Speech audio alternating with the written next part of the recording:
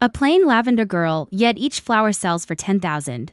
But not only does no one think it's expensive, they even tell the girl to raise the price. Even the Federation's strongest Marshal can't help but turn into a butterfly dog and greedily soak in the refreshing scent in the yard. All because 5,000 years ago, due to war, radiation, and other reasons, all plants went extinct across the galaxy. But Wazian, from Blue Star Agricultural University, accidentally traveled to the future and became the owner of this fake flower shop. The shop gets at most 2 or 3 customers a day, buying a $1 bouquet of plastic flowers. In his spare time, Wazian noticed an unused patch of land in the backyard. Being a farming enthusiast, he dug out some unused metal tools from the storage room, ready to loosen up the soil. But here's the problem. There are no seeds in this interstellar world. A gentle breeze blew by, carrying a faint hint of lavender. Right to his nose, Wazian instinctively looked down and saw the little glass bottle hanging on his chest. Inside were 2 dried blue lavender flowers and a dozen or so lavender seeds. Wazian happily took the little glass bottle charm and held it in his hand. He'd bought it at a small shop outside his university. It was pretty and cheap. Plus, wearing lavender helps calm the mind. These are unpolluted seeds from Earth. Might as well try to see if they'll sprout. Wazian poured out a dozen lavender seeds and started planting. It's May right now. Lavender has a pretty short growing cycle. If they sprout well, they'll grow fast. Hey, boss, give me a bunch of roses. Star coins in the interstellar world. Only with them can you awaken your psychic level and become a full-fledged Federation citizen. Unless you're born disabled. Like him, for example. He naturally couldn't awaken his psychic powers. Otherwise, he really would have ended up begging on the streets. They say back in the ancient Stardust era, roses symbolized love. The little hamster nurse held up a plastic rose, eyes sparkling. A Marshal in the Battle of the M to Stargate, to protect the Federation, rammed his warship into the Zerg fleet's flagship, leaving him badly wounded. He's currently recovering at the care facility in Sector 7. He's the most handsome, the strongest, and the most respected hero in the Sula star system. Wazian smiled slightly. He'd seen the news reports too. He just never expected that the vague some care facility in the news was the one right next door. After the little hamster nurse left, Wazian went to the convenience store next door and bought a nutrition bar for lunch. This nutrition bar claims to be orange flavored. But honestly, the artificial flavoring is nowhere close to real oranges. Oranges have been extinct in the galaxy for over 5,000 years. How could they possibly replicate the taste? If I had to live on these nutrition bars forever, I might as well just give up. He couldn't finish the last bit of it. So he took it to the backyard, grabbed a basin, squeezed the nutrient paste in, diluted it at the right ratio, and used it as fertilizer for the flowers. The nutrient paste contains nitrogen and potassium, which is exactly what flowering plants need. Lavender's growing cycle is 2 weeks, so they should be blooming soon. Wazian watched the lavender plants in the backyard garden, feeling a strange sense of satisfaction. 14 out of 15 seeds had sprouted. The days passed by slowly. Then one night, under the silent night sky, 2 moons cast their light on the green plants in the backyard. The lavender, boosted by the nutrient paste, had sprouted tiny buds. Some buds had even opened into deep purple flowers. A faint lavender scent mixed with the smell of grass drifted out from the backyard of Happiness Flower Shop. Lavender, known as the king of spices, has a fragrance that eases anxiety and relaxes the mind. It's also great for helping people sleep. The neighbors around Happiness Flower Shop, breathing in the soft floral scent that night, got a great night's sleep. A night breeze swept through, carrying away the faint fragrance. But for those with incredibly sharp senses, they could still pick it up. A golden-winged singing butterfly sneaked out of the special care ward in District 7, flying out unnoticed. It flew to the backyard of Happiness Flower Shop and landed on the top of one lavender plant that was blooming the fullest. It buried itself in the purple flowers, greedily drinking in the scent. Before long, under the influence of the lavender's fragrance, the golden-winged butterfly entered a state of peace it had never known. The next morning, the flower fairy got up early. It bloomed. How did a butterfly get in here? He'd never seen a butterfly this beautiful. Its pure golden wings looked hurt. The left side was all torn up. A third of it was broken off. The golden-winged butterfly sensed something. It lifted its head from the lavender flower, staring at the girl who'd interrupted its nap.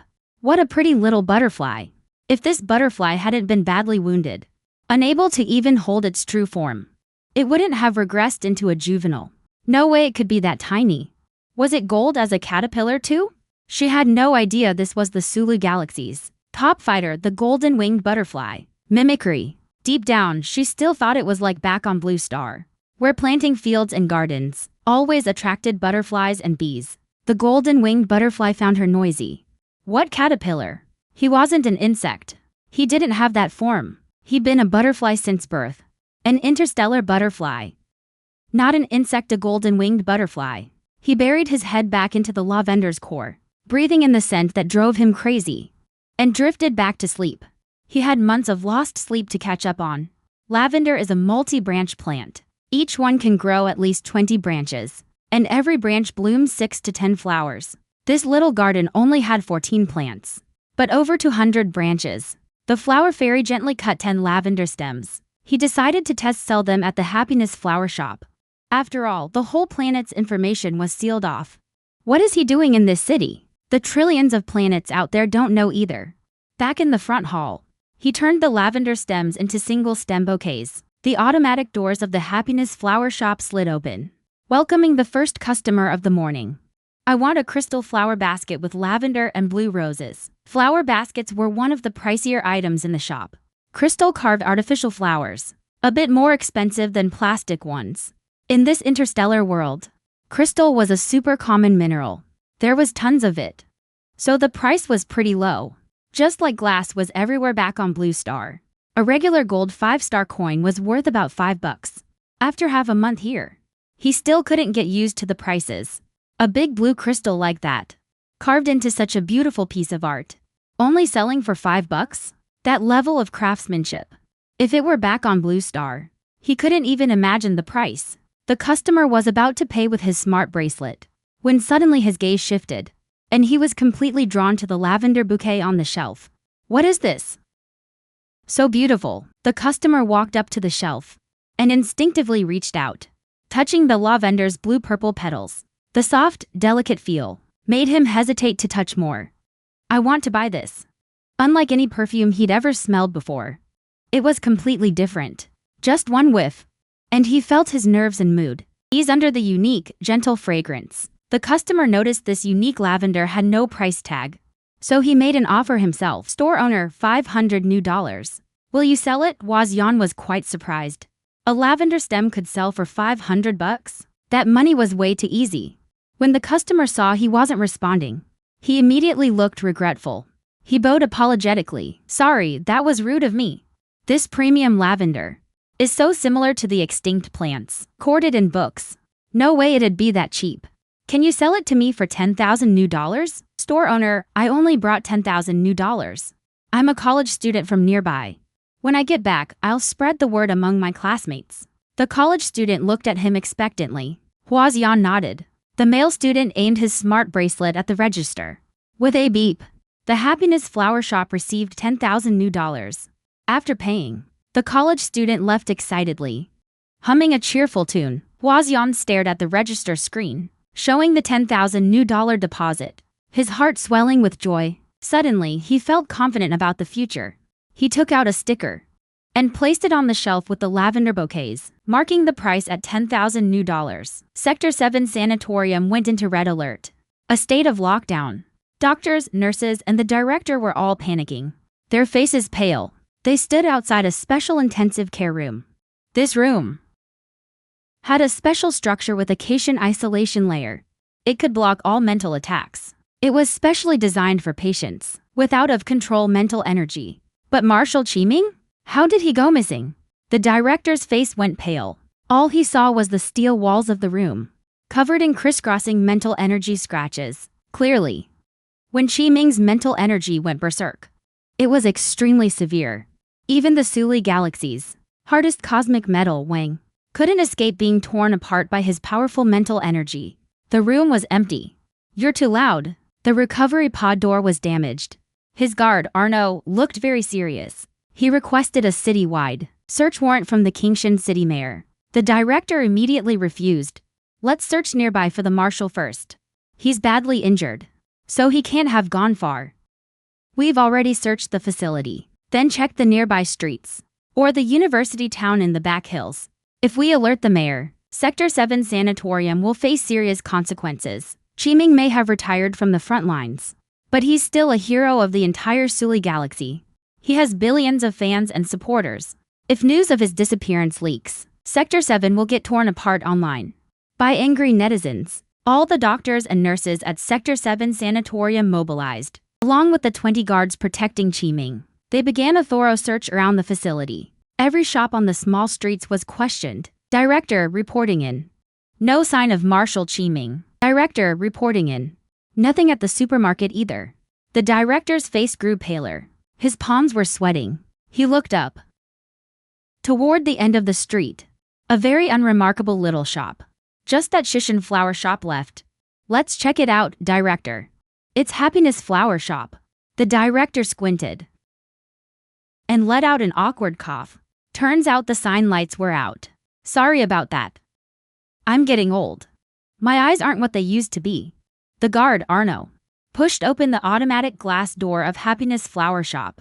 A unique, elegant fragrance hit him, lifting his frazzled spirits. Welcome to Happiness Flower Shop. Looking for some flowers? Hearing the voice, Arno looked up and saw behind the register a young girl. The young girl was smiling as she arranged a bouquet of blue-purple flowers. The flowers were very unusual. Small blooms clustered at the top, 8 of them bursting with amazing vitality, completely different from the usual fake flowers. Plastic flowers, silver flowers, crystal flowers, gem flowers. In the flower shops of the Sulu galaxy, those were the only 4 kinds. But this Happiness Flower Shop had, besides those 4, a 5th kind. Not buying, looking for someone. Sorry, customer. As you can see, it's just you and me in this little shop. Huajin replied politely. He'd been cramming on this interstellar world's knowledge. He recognized the tall man's uniform. It was the red uniform of the Interstellar Federation Army. The white bar on his shoulder meant he was a sergeant, the highest rank among enlisted soldiers. One more promotion and he'd be a lieutenant. Have you seen Marshal Chiming? Only on TV. He shouldn't have expected anything from this tiny, out-of-the-way flower shop. How could he forget? Marshal Chiming hated fake flowers. Every time someone sent flower baskets or bouquets, the marshal would fly into a rage. Arno was deeply disappointed. Next, he'd have to search the university district. Just then, the flower shop door opened again. 5 college students in Kingshan University uniforms walked in. They had drawing boards and art supplies on their backs. This must be the Happiness Flower Shop Xiao Chen mentioned. That lavender Xiao Chen bought was gorgeous. I want to buy one to paint too. Xiao Chen also said. That lavender looked like it came from real spirit art. From ancient times. He paid 10,000 new credits for it. What a steal. No way. If it really was a plant extinct for 5,000 years, there's no way it'd sell for just 10,000. At least 100,000. Huaxian felt a cold sweat roll down his forehead. Selling one lavender stem for 100,000? Are they crazy? As the shop manager, he only made 3,000 a month. The lavender plants in his backyard. Within a month, he could use cuttings to multiply the plants 100-fold. Manager, I want 2 bouquets of lavender. Manager, give me 1 bouquet. Manager, 1 for me. I want 5 bouquets. Can you tie them together? I want to paint that lush, clustered look. As everyone knows, art students are pretty. Loaded, Huaxian knew business was coming. And he was thrilled. 1 moment, please. I might not have enough here for what you need. Let me grab more from the backyard. He did the math. These 5 art students wanted 15 bouquets total. The crystal cabinet had 9. He needed 6 more from the backyard garden. Huaxian bent down, picked the best blooms, and snipped them off with silver shears. As he cut the 6th one, there was a stunning golden butterfly on the lavender. The golden-winged butterfly seemed startled awake. The marshal was confused. Why did this girl flip over his bed? Huaxian had no idea what the butterfly was thinking. He quickly trimmed the lavender stems and headed to the front. He put his hand on the door handle to the front hall. Looking down, he saw the beautiful golden butterfly perched on the flowers. He couldn't help but chuckle. Why did you follow me? Are you saying you want me to sell you to? The golden-winged butterfly's wings twitched slightly. Trafficking the Marshal of the Sushing Galaxy is a serious crime. He suffers from severe mental energy instability. With a flick of its wings, it sent a wave of mental energy whizzing past his cheek, just 2 centimeters away. On the courtyard wall behind him, a deep gash was left behind. The golden-winged butterfly stared at the mark, feeling a bit frustrated. His injuries were too severe. His mental energy was hard to control. He figured he'd get kicked out of the flower garden. But Wazian didn't react at all. It was like he hadn't even sensed the mental attack. The golden-winged butterfly froze. He didn't notice? Only the lowest-tier Federation citizens, those born disabled and unable to awaken mental energy, could fail to sense it. Could this flower girl actually be disabled? The Marshal's feelings were complicated. Someone born disabled, yet able to grow such perfect real flowers? The Federation's Plant Gene Research Institute spends hundreds of millions every year. Those genius PhDs with a rank and S-rank mental energy. The academicians, they've racked their brains trying to revive flora. Hundreds of years and they've never succeeded. You can stay in my little flower garden from now on. Before long, this place will become a big garden. You can fly freely among the blossoms. Hearing that, the flower girl had given him permission to stay. He almost lost control. He heard her and she still didn't kick him out. Wazian had already pushed open the middle door, stepping into the front shop. Boss, you're here. These 6 new lavender stems look even better than the ones in the display case. Freshly picked ones naturally bloom better. He bundled the wrapped lavender into bouquets and handed them to the 5 art students. The customers paid one by one. $50,000 new dollars in. The register smart system kept pinging non-stop. $150,000 new dollars total. Wazian was thrilled. This had to be a peak moment for Happy Flower Shop. What he didn't notice was that the Federation sergeant who came looking for someone earlier had never left. Arno stared in disbelief at the golden halfwing that came out of the back courtyard with the shopkeeper. The butterfly finally found Marshal Qiming in this rundown little flower shop. No doubt about it. Those powerful golden wings could slice through enemy Zerg warships in one strike. Terrifying, suffocating dread could invade enemy minds and control them. Arno was shaking with excitement. Sweat beaded on his palms and forehead. As soon as the college students left, he strode up to the counter, eyes bloodshot, staring intensely at the one perched on the shopkeeper's head. Marshal, he tried to get his commander's attention, but the golden butterfly shot him a glance. Guardsman. Arno instantly felt an overwhelming mental pressure. The words in his throat got swallowed right back down. Having fought alongside Marshal Qiming for years, Arno knew exactly what every look from the other man meant. The Marshal was telling him to shut up. Wazian couldn't sense any mental energy, so he didn't notice anything wrong. Sir? What did you just say about the Marshal?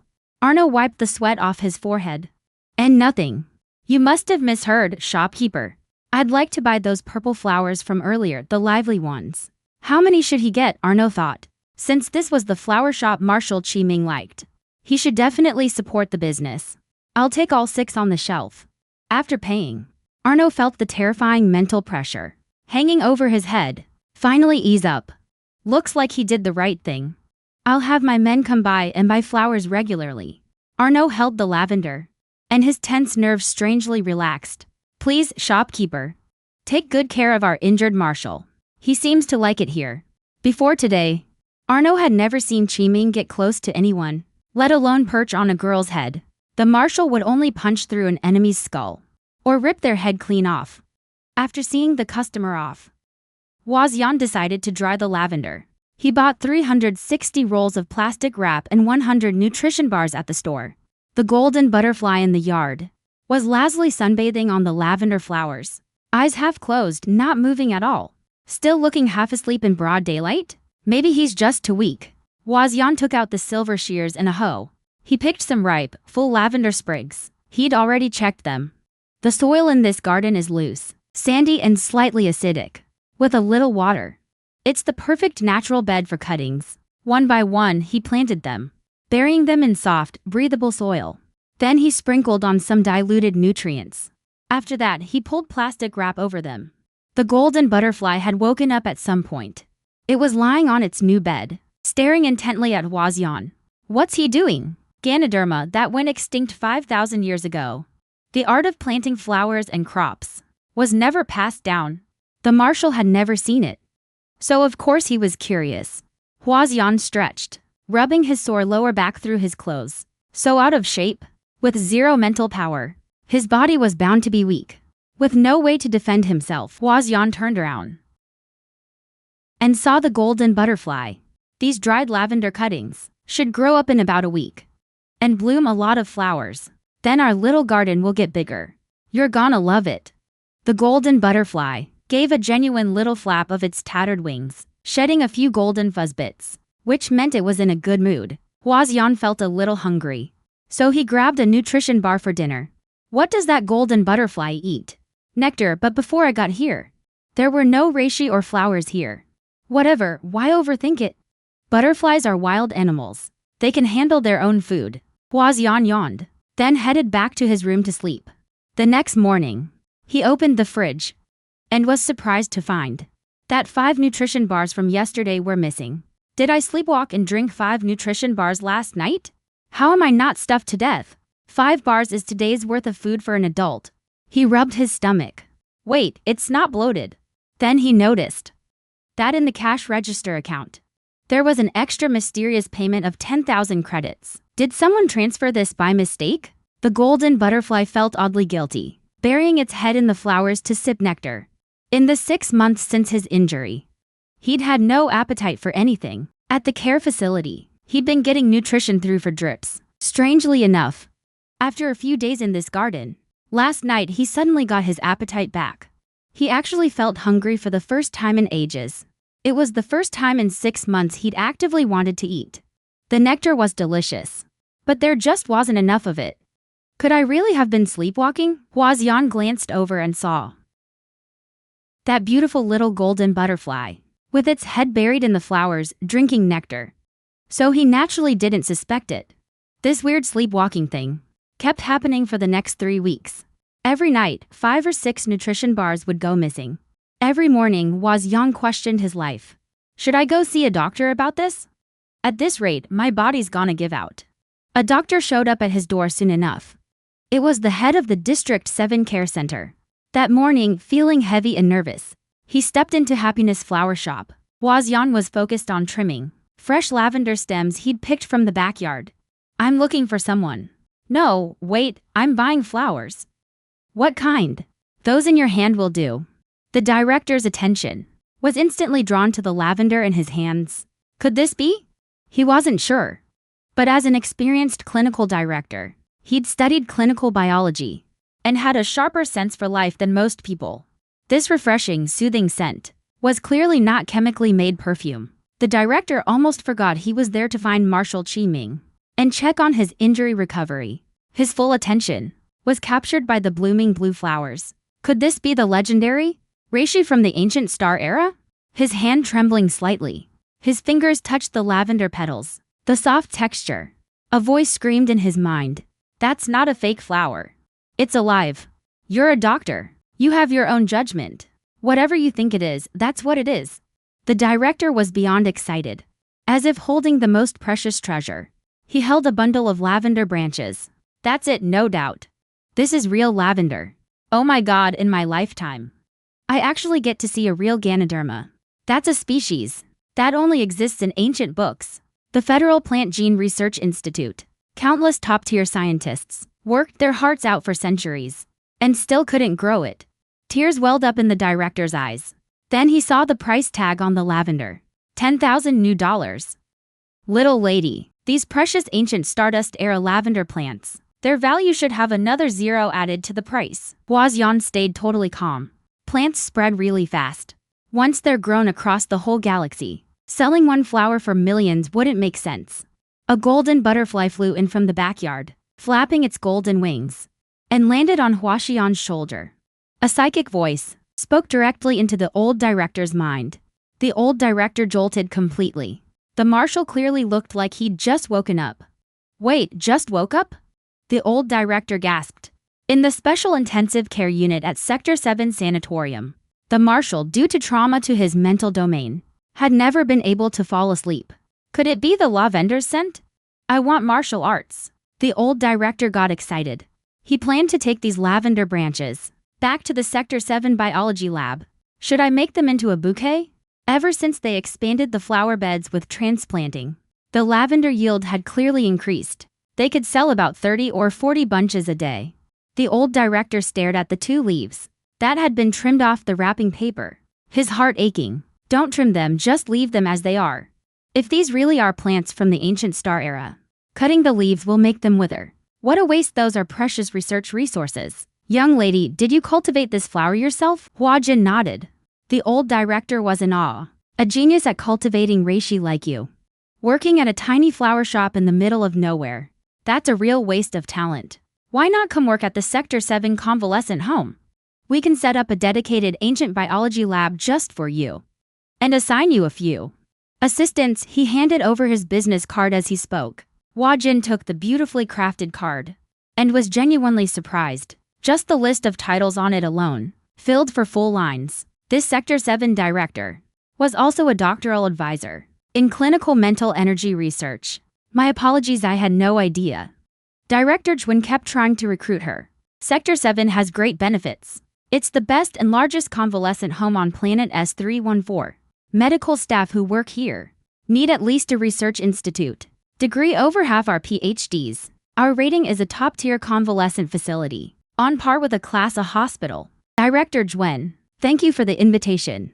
I won't rush to turn down this job. Someone like you with your skill in reishi cultivation. People with special talents like you. We do take in as well.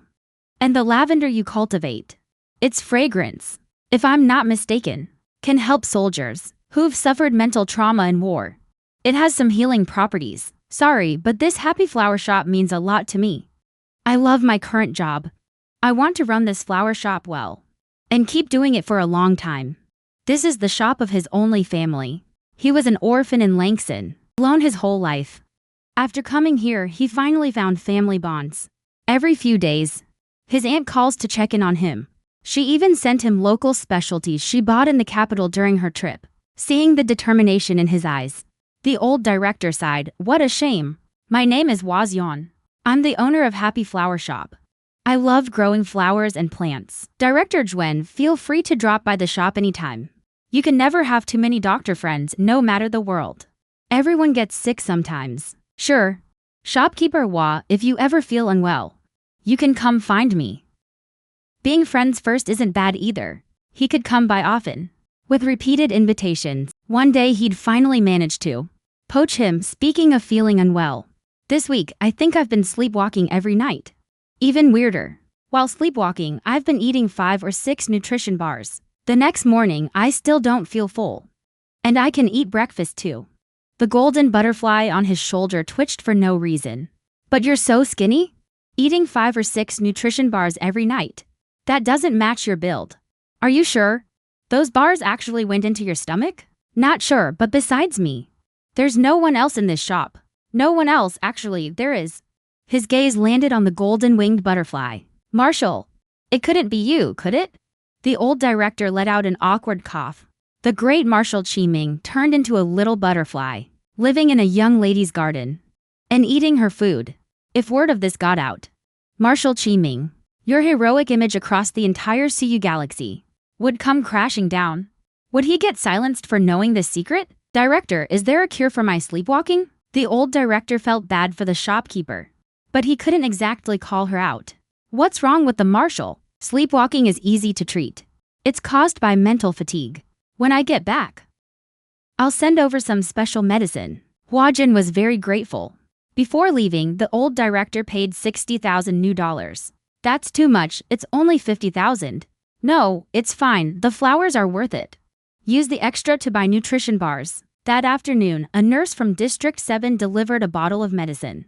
It was covered in unfamiliar medical terms, but inside, it was actually just vitamins. Hua Jin took one pill and couldn't help thinking what a good man the director was. His gaze drifted down to his neck, to the little glass bottle hanging there. The lavender seeds inside were all used up. Azyan picked up the little glass bottle, twisted off the rubber stopper, and thought he should put something in it. On the counter was a pink diamond carved, delicate plum blossom branch. The craftsmanship was exquisite, crystal clear and sparkling.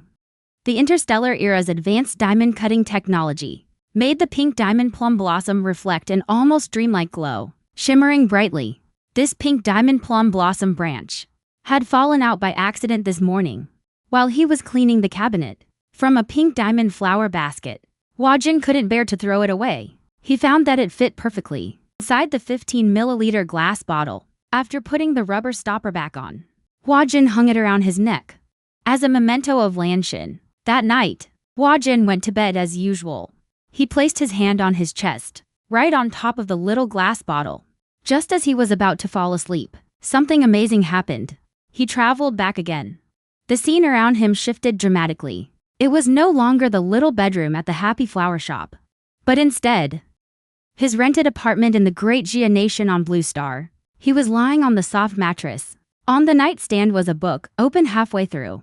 Ho Huaxian sat up abruptly. He yanked open the bedroom curtains with a swish. Outside, it was broad daylight. And at that moment, in interstellar space, it was night. He had already planned to settle down in the interstellar world. But fate decided to play a big joke on him. I've been in the interstellar world for about 20 days. Huaqian's first instinct was to check his Blue Star phone. The date, September 12, 2024, 10 a.m. I traveled over while sleeping on the night of September 10th. So that means, according to how time flows on Blue Star Earth, only 2 days had passed in total. The time difference between Blue Star and the future interstellar world is 10 to.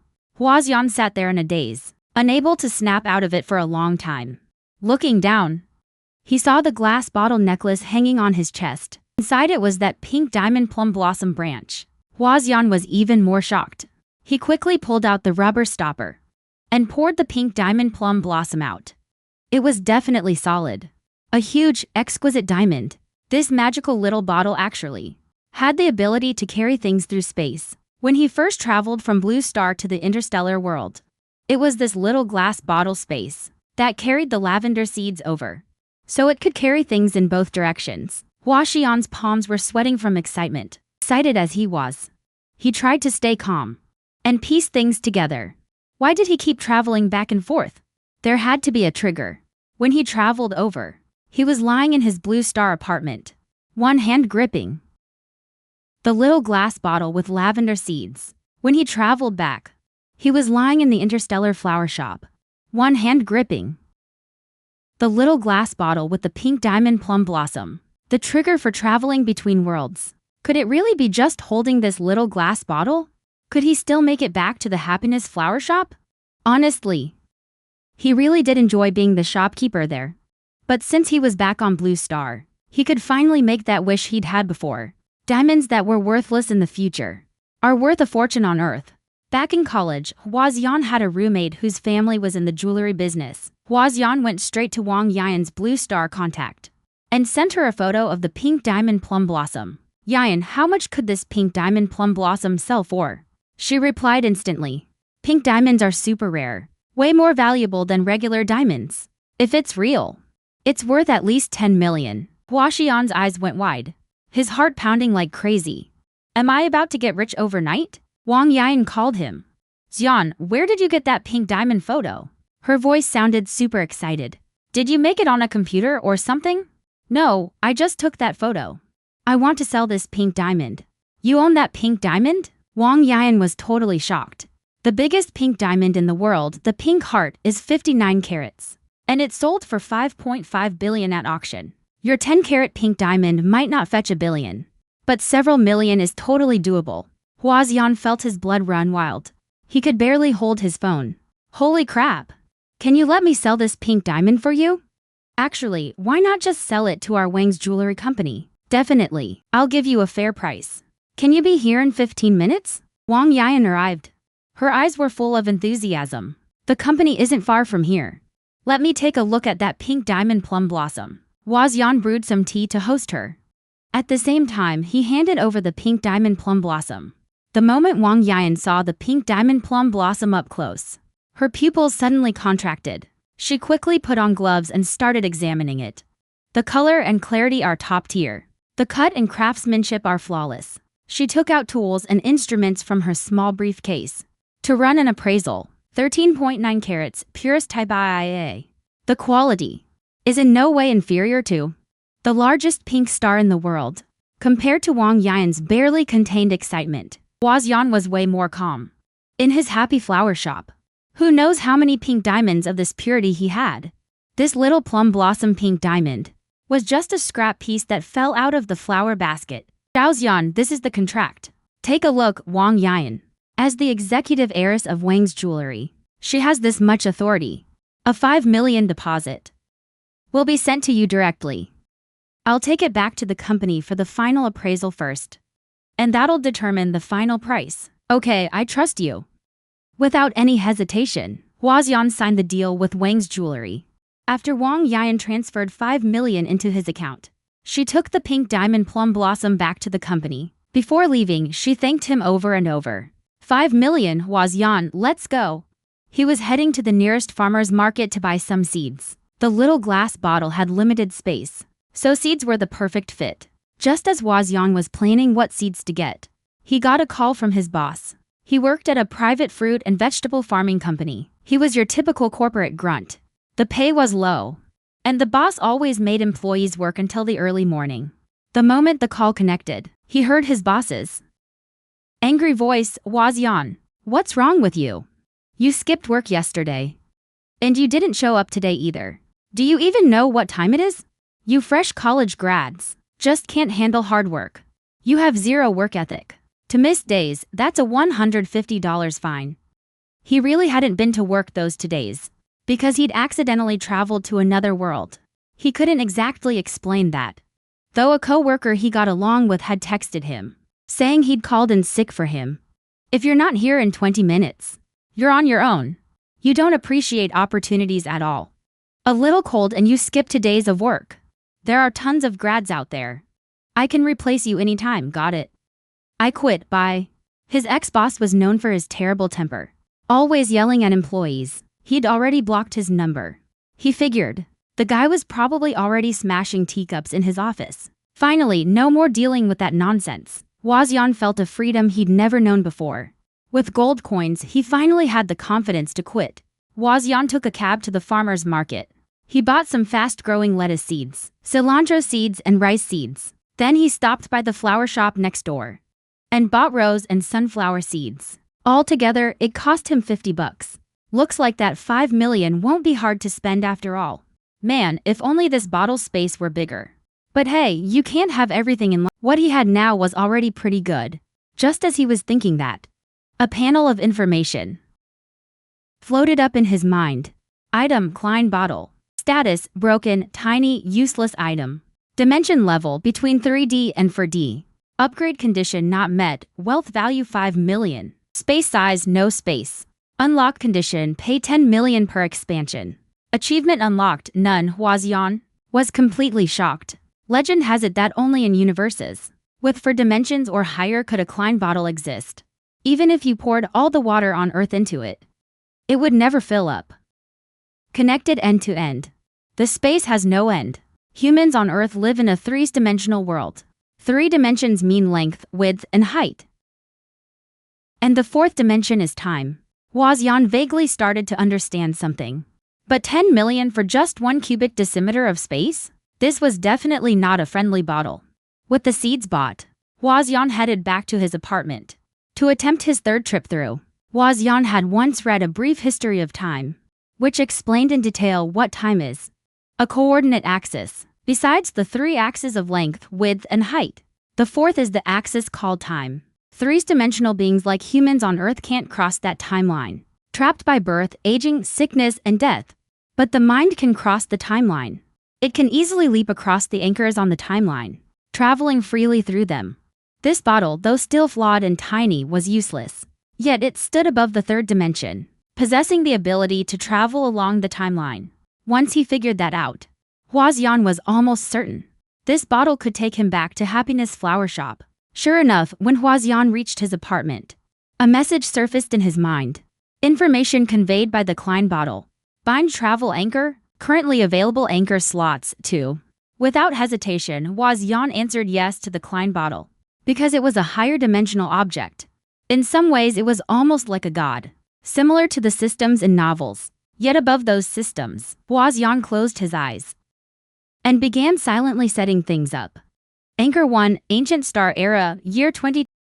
Blue Star, Jia Nation, Capital Zhongdu, Wafu Apartments, Room 1031. Anchor 2, New Era, Year 4201. S314 Planet, Kingshan City, Happiness Flower Shop. Timeline anchors confirmed. Proceed with travel? At that moment, Yan held the magical little glass bottle in one hand, filled with all kinds of seeds. He'd bought so many that each type only fit 7 or 8 seeds. Just as he was about to answer, his phone suddenly buzzed with a text message. Your bank account received a transfer of 15 million. Yan felt a rush of excitement. The payment for the plum pink diamond just came through. Wang Yan's call came in. Sorry, Yan. Wang's Jewelry's top executives decided to buy your pink diamond for 20 million. That's way lower than I expected. They said your diamond might not have a clean history. They think buying it is too risky. If the authorities look into it, it could be trouble. It's okay, Yan. 20 million is already great. Don't blame yourself. I really can't explain to the outside world where this pink diamond came from. If I hadn't gone through Wang's Jewelry and instead sold it through shady channels, I probably wouldn't even get 20 million. Yan knew that when Wang's company took the diamond, they must have already investigated him. An orphan girl raised in the countryside, under normal circumstances, would never have access to a 139-carat pink diamond. And the cutting technique on the plum pink diamond is far more advanced than any top jewelry company in the world. That just seems off. Anyone would think Yan got it through some shady back channels. I'm sorry, Yan. I told them over and over that your character and background are completely fine. But they just wouldn't listen. But I understand them. Thank you, Yan. I'm planning to go on a trip. Then go ahead and do your thing. Safe travels. After the call ended, Yan immediately transferred the 20 million. She upgraded the space inside the little glass bottle. In an instant, she went from being a rich woman to flat broke again. Unlocked, expansion complete. Achievement unlocked, time traveler, item, Klein bottle, condition, damaged.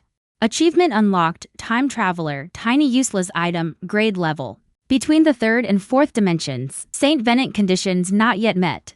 Wealth of nothing, space size, to cubic decimeters. Achievement unlocked, time traveler, achievement unlocked, time traveler. Congratulations, lucky time traveler. You have discovered and bound to the Happiness Flower Shop in One Heart Harbor. Turn Happiness Flower Shop into the #1 flower shop in the galaxy. Can help customers audio upgrade to the 4th dimension. This perk doesn't seem so easy to get after all. Becoming the galaxy's top flower shop is a long road ahead. Yan's mind lingered on the words Happiness Flower Shop. Cozy rating increased. The Happiness Flower Shop suddenly got its own dedicated page. One Heart Harbor Scene, Happiness Flower Shop. Cozy rating. Positive rating 7. Visitors today 0. Owner slacking off. Visitors this month 78. Room for improvement. Flower unlocked, lavender. Cozy rating increased. Behind the positive rating there was a long blue progress bar. The 7% positive rating only filled a tiny sliver of the progress bar. Yan thought for a moment. She didn't know how the positive rating was calculated yet. But one thing was clear. Unlocking and planting more lavender would boost the cozy rating. She'd been back for 4 hours. By now, about 2 days had passed on the Interstellar side. Cubic decimeters. About the size of 2 chalk boxes. Yan packed 100 rose seeds, 100 sunflower seeds, 100 lettuce seeds, and 50 cilantro seeds. That only filled a quarter of the space. Then she added a quarter of rose potting mix. The remaining cubic decimeter was all husked rice. Once everything was ready, Yan lay down on the apartment bed. She gripped the Klein bottle with one hand, locking anchor point 2. Initiating jump. Almost instantly, the time jump began. Protected by the Klein bottle, Yan felt no discomfort at all. When she opened her eyes again, she was back in the little bedroom at Happy Flower Shop. For some reason, she suddenly thought of that beautiful golden butterfly. The first time she crossed over, She lived at Happy Flower Shop for 20 days. And for 19 of those days, that golden butterfly was with her. At first, the butterfly ignored her. But sometimes, when she was busy, it would land on her shoulder or her head. That was a sign of closeness. Hwaseon knew butterflies were wary. They don't easily trust humans. So even when it landed on her shoulder, she held back and never tried to touch its wings. Keeping the right distance was important. Otherwise, a pet might think you're a threat. Hwaseon didn't rush to open the flower shop. Instead, she went to the backyard garden first, partly to see if the golden butterfly was still there, and partly to check on the lavender. As she connected the backyard's automatic sensor, the door opened and Hwaseon smelled a refreshing scent. The fresh scent of lavender filled the air. The sunlight was perfect. All she could see was a sea of blue-purple flowers, gently swaying like waves in the breeze. The golden-winged butterfly, which had been buried in the lavender bed, resting and healing, suddenly sensed something. It snapped its head up. Its sharp gaze shot toward the garden entrance, scanning the area. The flower girl was back. She disappeared without a word. The golden-winged butterfly fluttered its tattered golden wings and flew right up to Hwaseon. "Little butterfly, you're still here." It suddenly felt like coming home. To a pet flying over to greet you. Maybe she'd just been lonely for too long. "Sorry, I had to go back home for a bit." The first time, she tried reaching out her hand to the butterfly. The golden-winged butterfly flapped its wings but wouldn't come closer. Seeing this, Hwaseon kept her hand out. "Since you didn't leave, then from now on you're my butterfly." The golden-winged butterfly's wings went stiff. "Why your butterfly not coming over?" Hwaseon had already unilaterally decided to keep the golden-winged butterfly. It still refused to come perch on her hand. "I'll take care of you from now on." She knew this butterfly was intelligent. Me, a grand marshal, about to be kept by some flower girl? The girl used an old glass bottle to become a middleman, flipping the difference. All because this glass bottle could travel through time and space. On Blue Star, precious diamonds and crystals were like worthless scrap metal in the future galaxy. But plants, long extinct in the future galaxy, were everywhere on Blue Star. The girl used this info gap to flip goods between the two timelines. She even became the manager of the only shop in the galaxy that sold real flowers. Just back from Blue Star, Hwaseon found over 20 more nutrient bars missing from the fridge. "I haven't been at the shop for 2 days. And this little thief came back. Doesn't steal the flower baskets or bouquets. Doesn't touch the garden out back. But specifically steals nutrient bars. Soon." A nearly absurd thought crossed her mind. Hwaseon's gaze swept to the golden butterfly in the garden. "It wasn't you, was it? Then again, this galaxy doesn't even have plants. So of course butterflies have no nectar to drink. Maybe this is just how creatures evolve. To adapt to their environment." She'd said she'd take care of it. But didn't even feed it? No wonder it had to sneak food at night. Right after, she went to the mini-mart next door and bought 100 nutrient bars. The store owner recognized Hwaseon as the one who bought 100 rolls of plastic wrap last time. "Haha, back for more business? I'll give you a discount. 10% off, so for $150 new dollars. Thanks, I live right next door at Happy Flower Shop. Come by sometime." The store clerk froze, looking surprised. "You're the owner of Happy Flower Shop? You've been closed these past 2 days. A lot of people have been looking for you." "Looking for me to spend money?"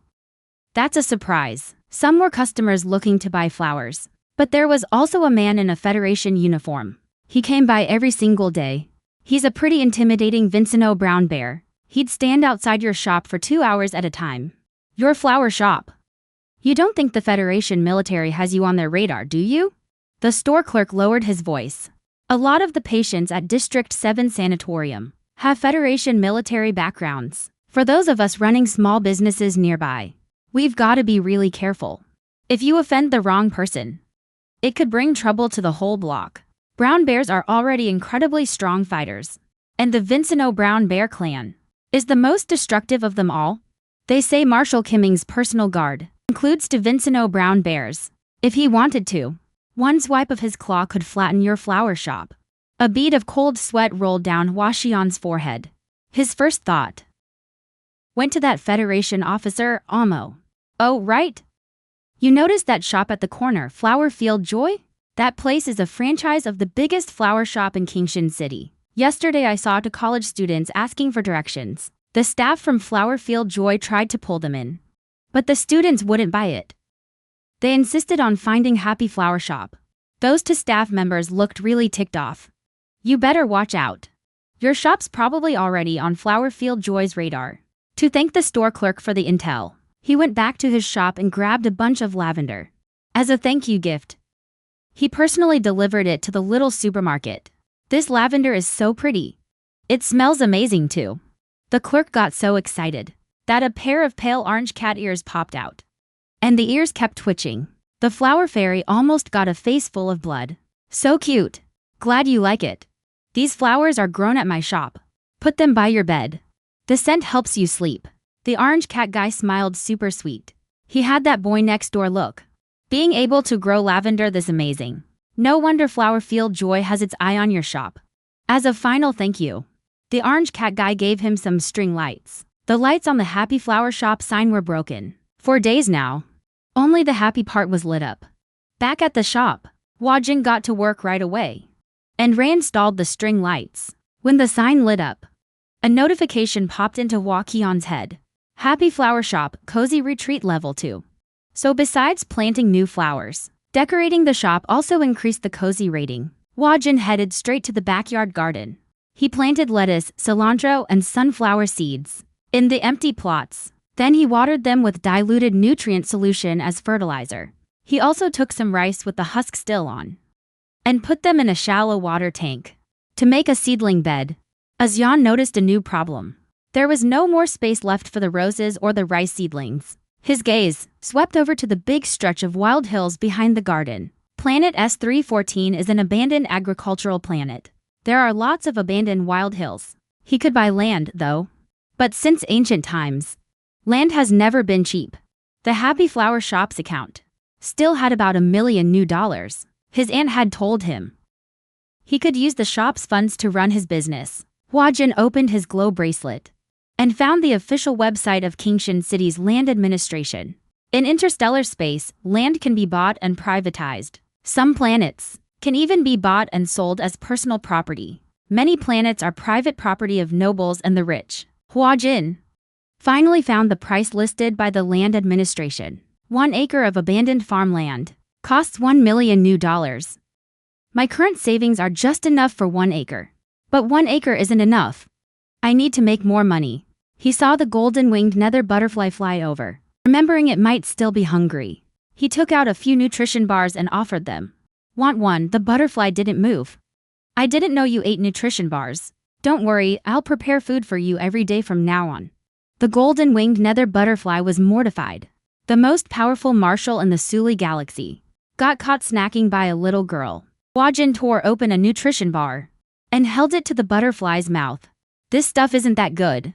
Once the fields grow vegetables and rice, I'll cook for you. It'll taste way better than this. The golden-winged nether butterfly was curious. Vegetables and rice? That actually sounds tempting. He reached out his tiny little claws, grabbed the nutrition bar, and started chowing down. In less than 2 seconds, he sucked the whole bar dry. Huazyan watched in amazement. The butterfly's abdomen showed no sign of swelling. The bar was way bigger than the butterfly itself. He fed him another one. Marshal Qiming kept feeding him bar after bar. The butterfly was like a bottomless pit. When Federation guard Arno walked into the Happy Flower Shop, this was the scene he saw.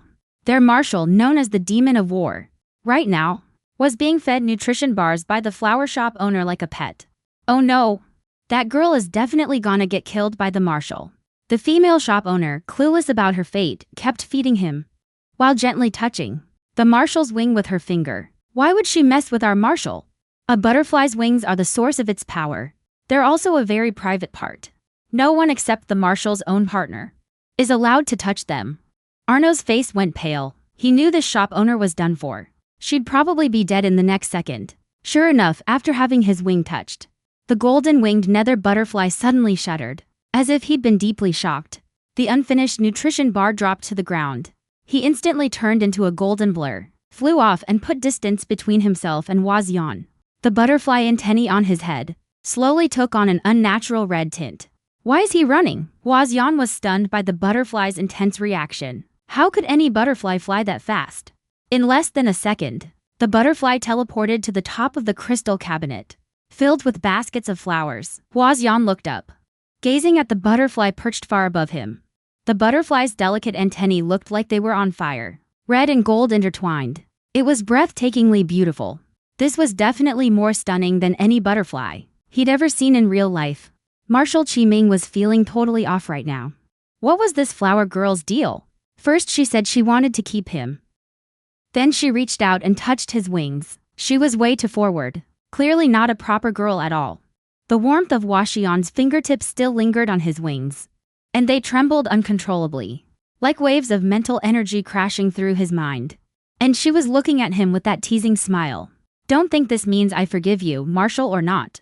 Huaxian casually walked toward the crystal display case, and the golden-winged nether butterfly backed away. He chased, it fled. It couldn't escape. Guard Enuo stared in disbelief at the scene. This was a total shameless flirt. After harassing the Marshal, she'd cornered him into hiding in the ceiling corner. Who was Marshal Qiming? Among the nobles of the Federal Empire, countless women had confessed their love to him. The entire Sulu star system had billions of female fans, commenting daily on the Marshal's social media account, begging to have his children. And the Marshal had always been cold and aloof. One terrifying icy glare was enough to scare off any woman who came near. So when Enuo saw the Marshal being chased by a flower shop owner, he was flustered and blushing from being touched, which was pretty unbelievable. He thought, "Sir, why aren't you fighting back?" Finally, Enuo couldn't take it anymore. "Boss, messing with the butterfly's wings can cause serious problems. It could be life-threatening." Only then did Huaxian notice a customer at the door. What could his little shop possibly have that would draw the attention of a Federation soldier? No, he won't attack me. This is a very gentle butterfly, even if it sometimes doesn't like Talions. Enuo's eye twitched. Gentle? Miss, do you even know what that word means? Right, he never attacks customers. Or me, for that matter. He likes sleeping in flowers and sunbathing. Enuo fewer. That sounds way too chill. Is this really the same Marshal who's killed so many and destroyed warships? Anyway, boss, just remember, don't touch the butterfly's wings, that's all.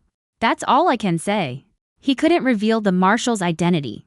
He was worried the Marshal wouldn't be comfortable staying in this flower shop, and scared the Marshal might get touched again, lose control of his mental energy, and end up killing civilians. Boss, are you hiring? I'd like to apply. Huaxian's eyes widened in surprise. Apply, customer? You're a Federation officer.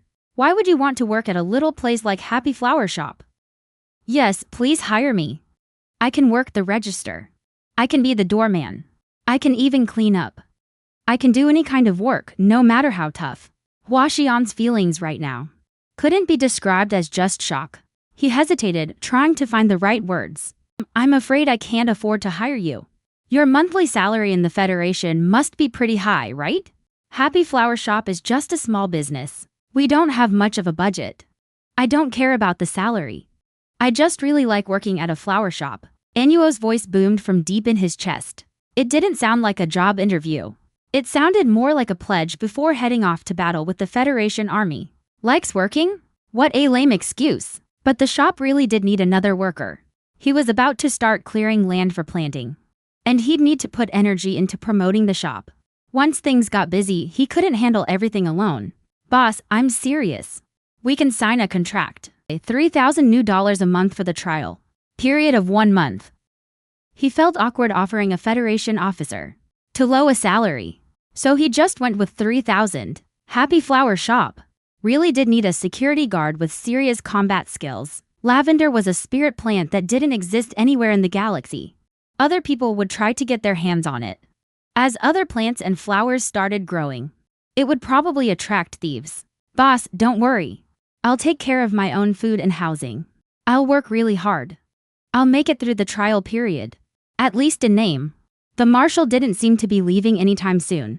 The moment Arno signed the electronic labor contract, Huaqian's mind received another prompt from Klein. New employee hired. Cozy level +2. So hiring new staff boosts coziness too. Arno was very dedicated. Right after signing, he started cleaning the shop. If you want a shop to grow, good promotion is key, he noticed. Happy Flower Shop had registered a trademark on the net. It even had an account on the net's most popular short video site. But that account was never active. It had single-digit followers. Hua Jin knew very well that short video platforms get massive traffic. If you put out good content, you can gain followers and boost the shop's visibility. Selling more bouquets, he casually refreshed the page. Then, suddenly, something amazing happened. Happy Flower Shop's short video account went from 7 followers to 528 in an instant. Hua Qian's heart skipped a beat. What's going on? Then he started getting several direct messages. White Fang Senpai. Bought that lavender from your shop, right? White Fang Senpai's constellation. That bottle of lavender was gorgeous. He said he got the flowers at Happy Flower Shop. Is this the place? Why are there no orders? That's when Hua Xian realized. A big-name artist on a short video app had been driving traffic to his flower shop. Hua Xian searched for White Fang on the short video platform and quickly found an account with over 30,000 followers. The bio said White Fang, real name Chen Bai, a student at Kingshan University's art school. Chen Bai was the one who bought the first bouquet of lavender from the shop. An art student at Kingshan University. His classmates called him Xiao Chen. Who would have thought? The first customer to buy lavender turned out to be a pretty well-known artist. Chen Bai really deserves a big thank you. He not only referred his college friends, but now he drew a picture of my flowers. It's basically free advertising. Hua Xian found Chen Bai's most recent short video. Awesome, it was a lavender drawing video, only 20 seconds long. But it already had 50,000 likes and 8,000 comments. And the comment count was growing with every refresh. White Fang Sensei's skills are as amazing as always. Not just great at anime style, but the realistic style is breathtaking too. Everyone's praising the art. Am I the only one who noticed? Those lavender bouquets at the start of the video? They look so much like the plants from the ancient star era. Can I get a link to those lavender bouquets? The whole comment section below was asking for the same thing. Chen Bai replied underneath. The lavender bouquets were bought at Happy Flower Shop. The comment section exploded again. Where is Happy Flower Shop? Can you be more specific? I've scoured the whole Kingshan city map. Can't find it anywhere. Hua Xian's heart was racing. He really didn't see this coming. As he was scrolling through the comments on the video, Happy Flower Shop's follower count was skyrocketing, already past 1,000. Kingshan City, only famous or super busy shops make it onto the map. A rundown little place like Happy Flower Shop clearly doesn't qualify. Hua Xian used the shop's account to follow Bai Ya. Almost instantly, the app notified him. Bai Ya followed back. He couldn't stop his smile and sent a direct message. I'm the manager of Happy Flower Shop. Hua Xian, thank you. And Bai, your lavender drawing is beautiful. And thanks for promoting the shop. Once the new sunflowers bloom, I'll send you some for free. You're too kind, manager. I love your flowers so much. Are new sunflowers coming soon? Right now. Chen Bai, in his dorm at Kingshan University's art school, jumped up in excitement. The manager followed me and said they'd send me new flowers. Chen Bai is a flower lover. He's been obsessed since childhood with the magical flowers from the ancient star era. Just planted a batch of crimson sunflower seeds, mixed in about a dozen blood serum sunflowers too. These grow super fast. They'll bloom into weeks at most. By then, Bai Ya, you can come pick them up at the shop. Chen Bai blushes, getting all worked up. One of his octopus tentacles pops out. Just call me Xiao Chen, boss. Flowers that precious. I'd feel bad taking them for free. He noticed the manager used the word planted. That means these flowers were actually grown. They might be the legendary real flowers. They're not that precious. Think of it as making a friend. He knew that for people from the Sulu galaxy, spirit herbs were incredibly valuable. But Chen Bai's promotion was definitely worth it. After getting the flower shop manager's promise, Chen Bai checked the comments again and replied to one. The address is near the Sector 7 Care Center. Bai Ya noticed me. Going to buy flowers now. He didn't expect his fans to show up so fast. Within just 10 minutes, fans had already arrived near the Sector 7 Care Center, asking passers-by for directions. Excuse me, is Happy Flower Shop on this street? Keep walking down. It's the shop at the end on the left. Got it, thanks, mister. The girl in the plaid skirt thanked him happily. And this scene was right at the street entrance, in front of a beautifully decorated flower shop. The owner of Flowerfield Joy saw it all. He was a man in his mid-20s, and a total sleazebag. The Flowerfield Joy owner walked up and blocked the girls in the plaid skirts. Ladies, looking to buy some flowers? Flowerfield Joy's having a huge sale today. Everything's 20% off. Come on in. The girls waved him off. No thanks, we're heading to Happiness Flower Shop. We want the same lavender as Big Buy. They walked right past that shady owner, without even glancing at him. The shady owner's eyes darkened. That little dump is about to go under. And they dare steal my business? Every flower the girl sold doubled her assets. And on her first day selling, the shop was packed with customers. Lavender, $10,000 new dollars a stem, no haggling. Anyone who pushes forward, go ahead and try it.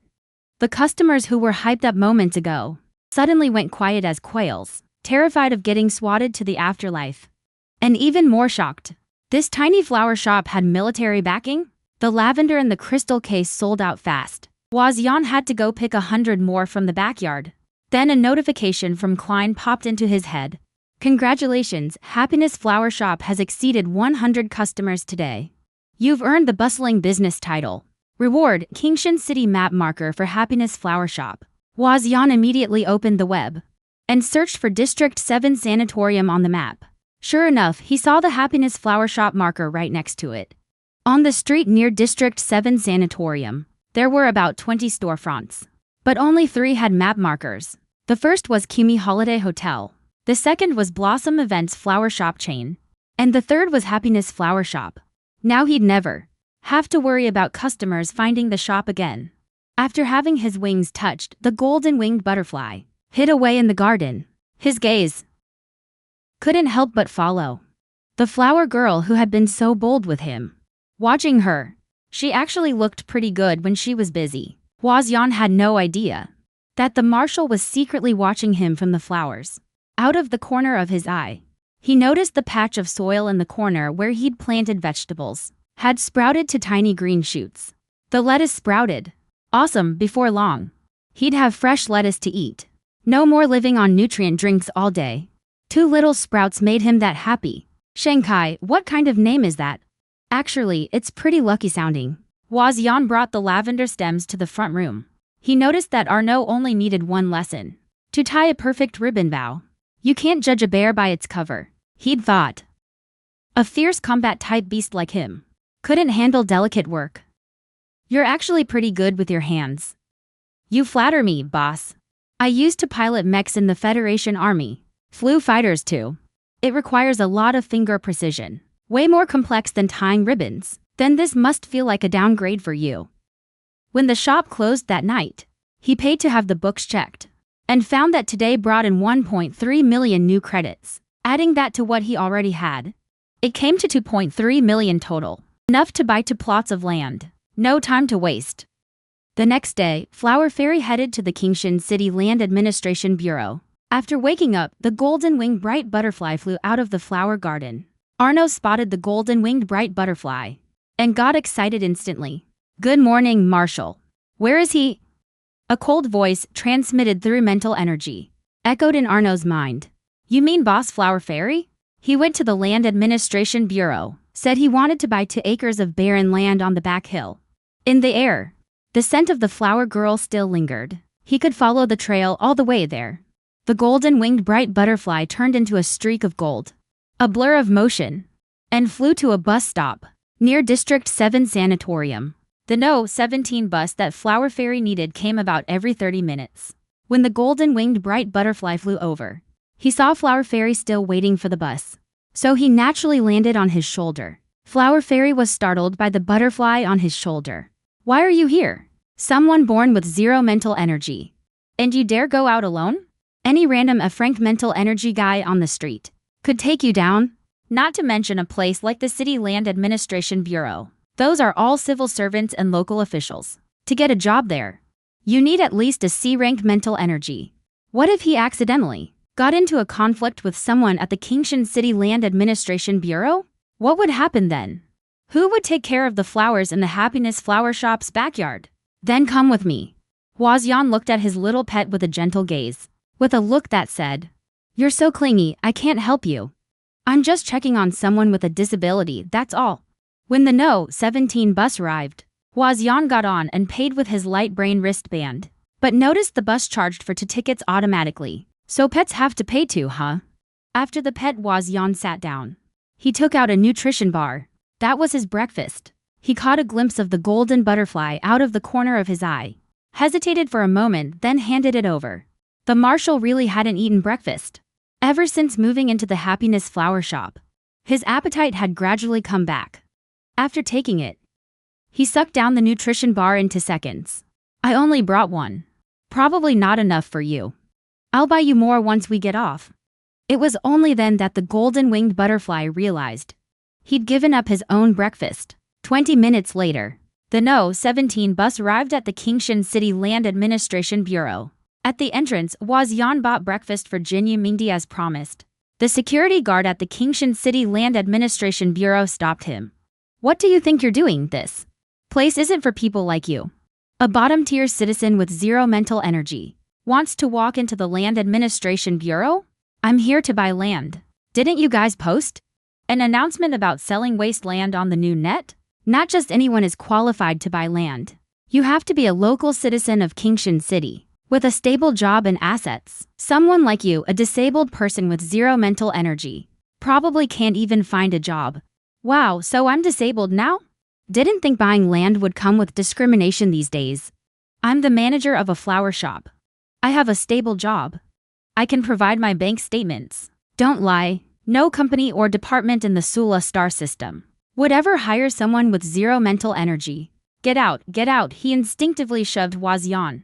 This guard was a C-rank mental energy guy, so he had some real force behind it. Huaxian stumbled back a few steps, losing his balance. He was about to fall down the stairs. Great, this fall is gonna hurt.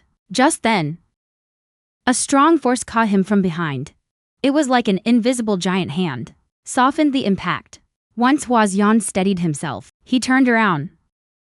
But there was nothing behind him.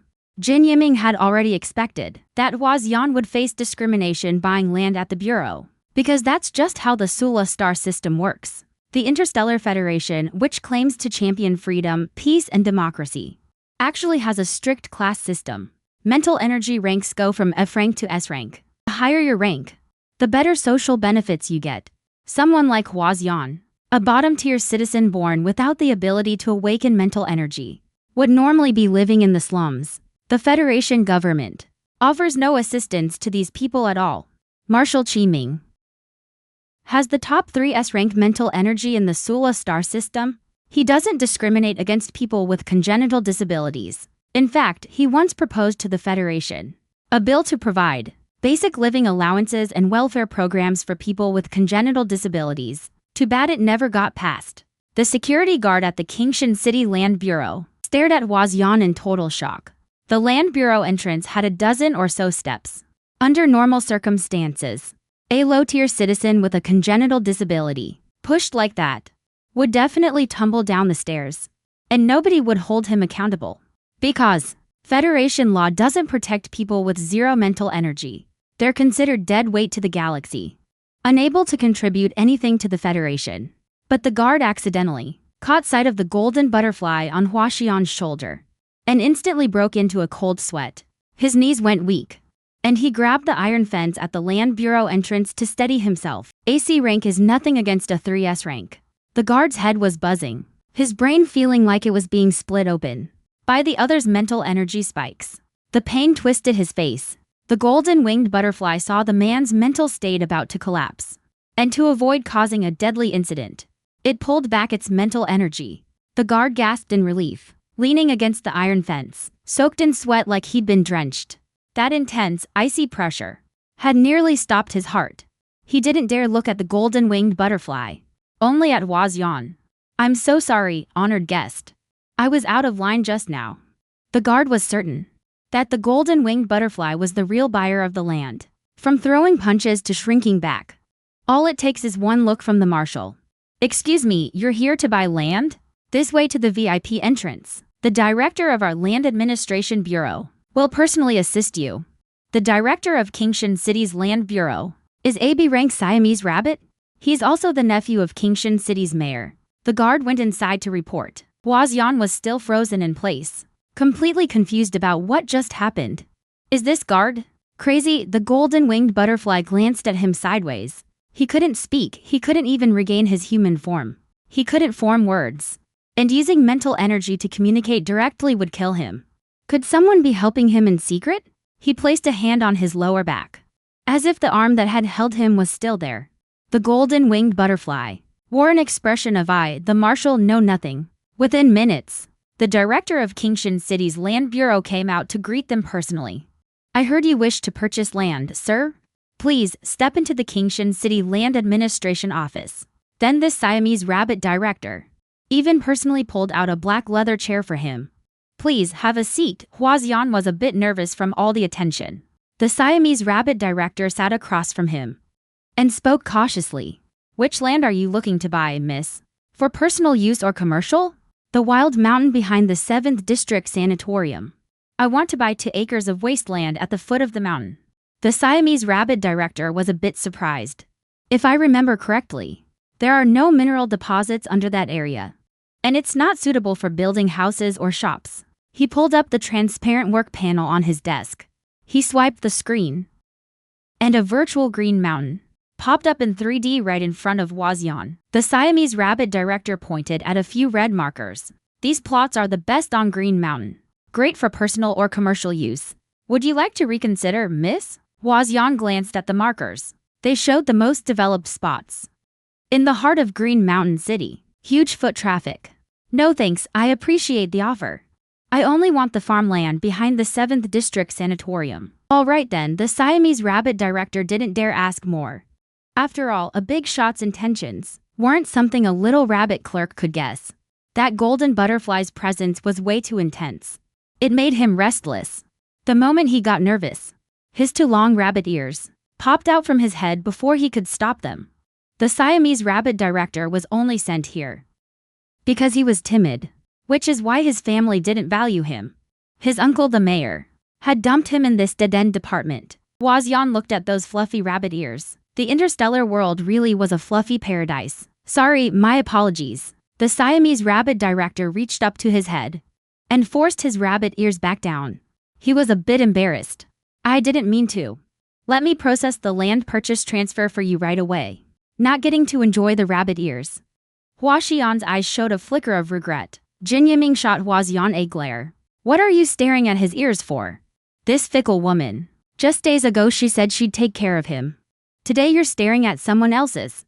Your eyes went totally wide. Huaxian's mouth.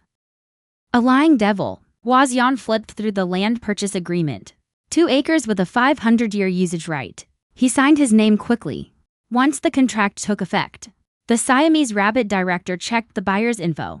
You're the manager of Happiness Flower Shop? The one with the lavender that's been blowing up lately? Yes, the Siamese Rabbit director got a little excited. I love those ancient star-era plants, especially the ones with green leaves, Huaxian thought. Of course a rabbit loves green leaves. I also know you're a big fan of carrots and Timothy Hay. The Siamese Rabbit was a little thrilled. He'd seen Baiya's short video too. That lavender that looked just like the ancient star-era Lingzi. He only needed one look, and he was completely hooked. I'd love to be sent near those green leaves and happily drum away. Boss, you're back safe? The Marshal went out with the flower shop owner, and he was worried sick. This was the first time since the Marshal's severe injury that he'd been this far from the hospital. Come on now. Huaxian gave the working bear a weird look. I just went to buy some land, not off to war. Nuo's gaze landed on Jin Yiming. Once he confirmed the Marshal was safe, he finally breathed a sigh of relief. You watch the shop while I go tend the fields. His water tank of rice seedlings had already sprouted tender green shoots.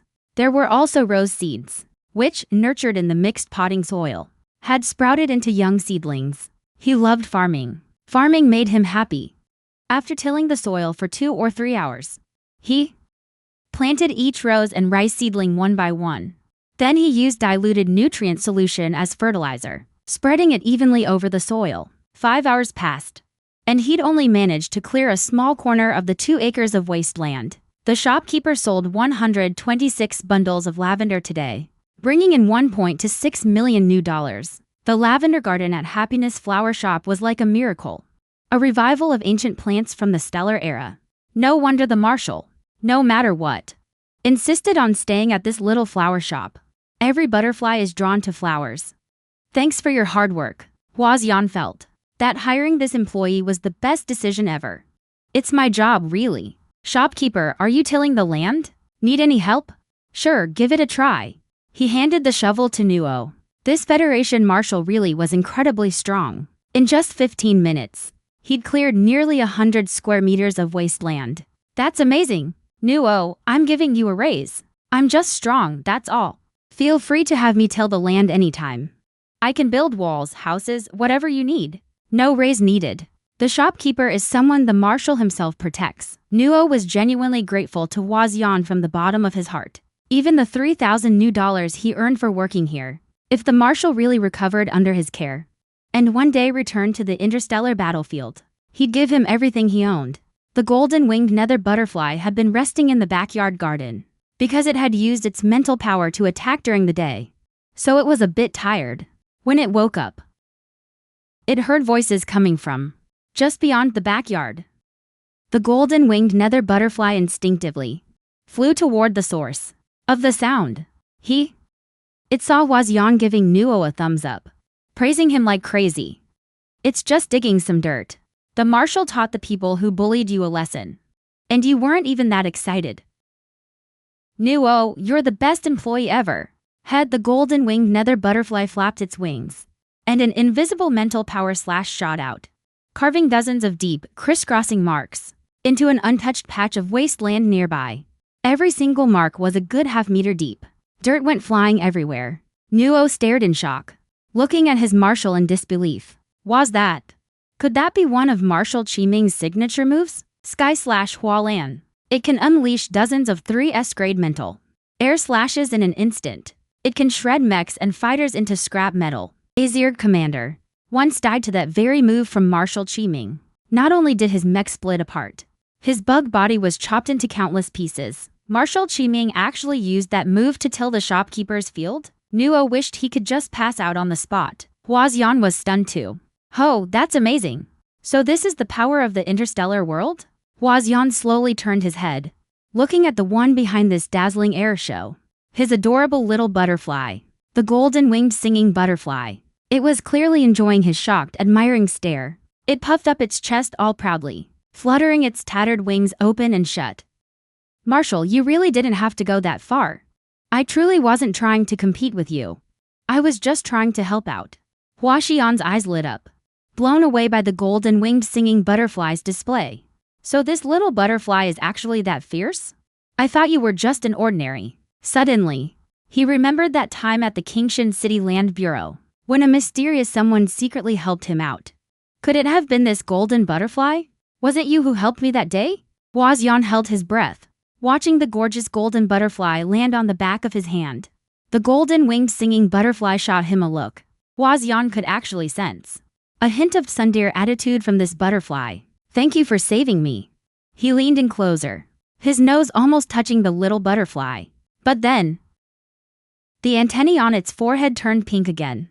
It suddenly flew far, far away. Huaxian didn't expect such a strong reaction. He just wanted to get close and say something to the butterfly, to express his sincere gratitude. The golden-winged singing butterfly landed on a rose sprout, staring at him warily. Its butterfly antennae had almost touched the tip of his nose just now. Any closer and it would have been his lips. Almost kissed. But I didn't see anything. Nuo tossed the shovel aside and turned his bare head away. See no evil. He was so unlucky. Why did he always catch the shopkeeper? And Marshal getting cozy?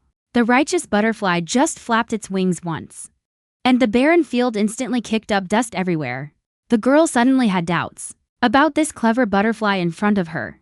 Could it be some big shot's disguise? Its attack power was way too high. The golden-winged singing butterfly felt a little guilty. It fluttered its wings, pretending it was just a regular butterfly. Can you talk? Marshal. Can't Can you turn into a human? Marshal. Can't. For the next week, Wazian kept a close eye on the golden-winged singing butterfly, trying to find proof it was actually a person. But the butterfly spent every day either sleeping in the flower bed or landing on her shoulder or head. One afternoon, Wazian stood in the garden, looking at the lush patch of lettuce in the corner. Finally, something to eat. This interstellar world had no plants, but it did have meat. Except most meat wasn't used as food. It went straight to factories to extract nutrients. Protein was one of the main ingredients for nutrition supplements. Regular people didn't buy meat and didn't know how to cook either.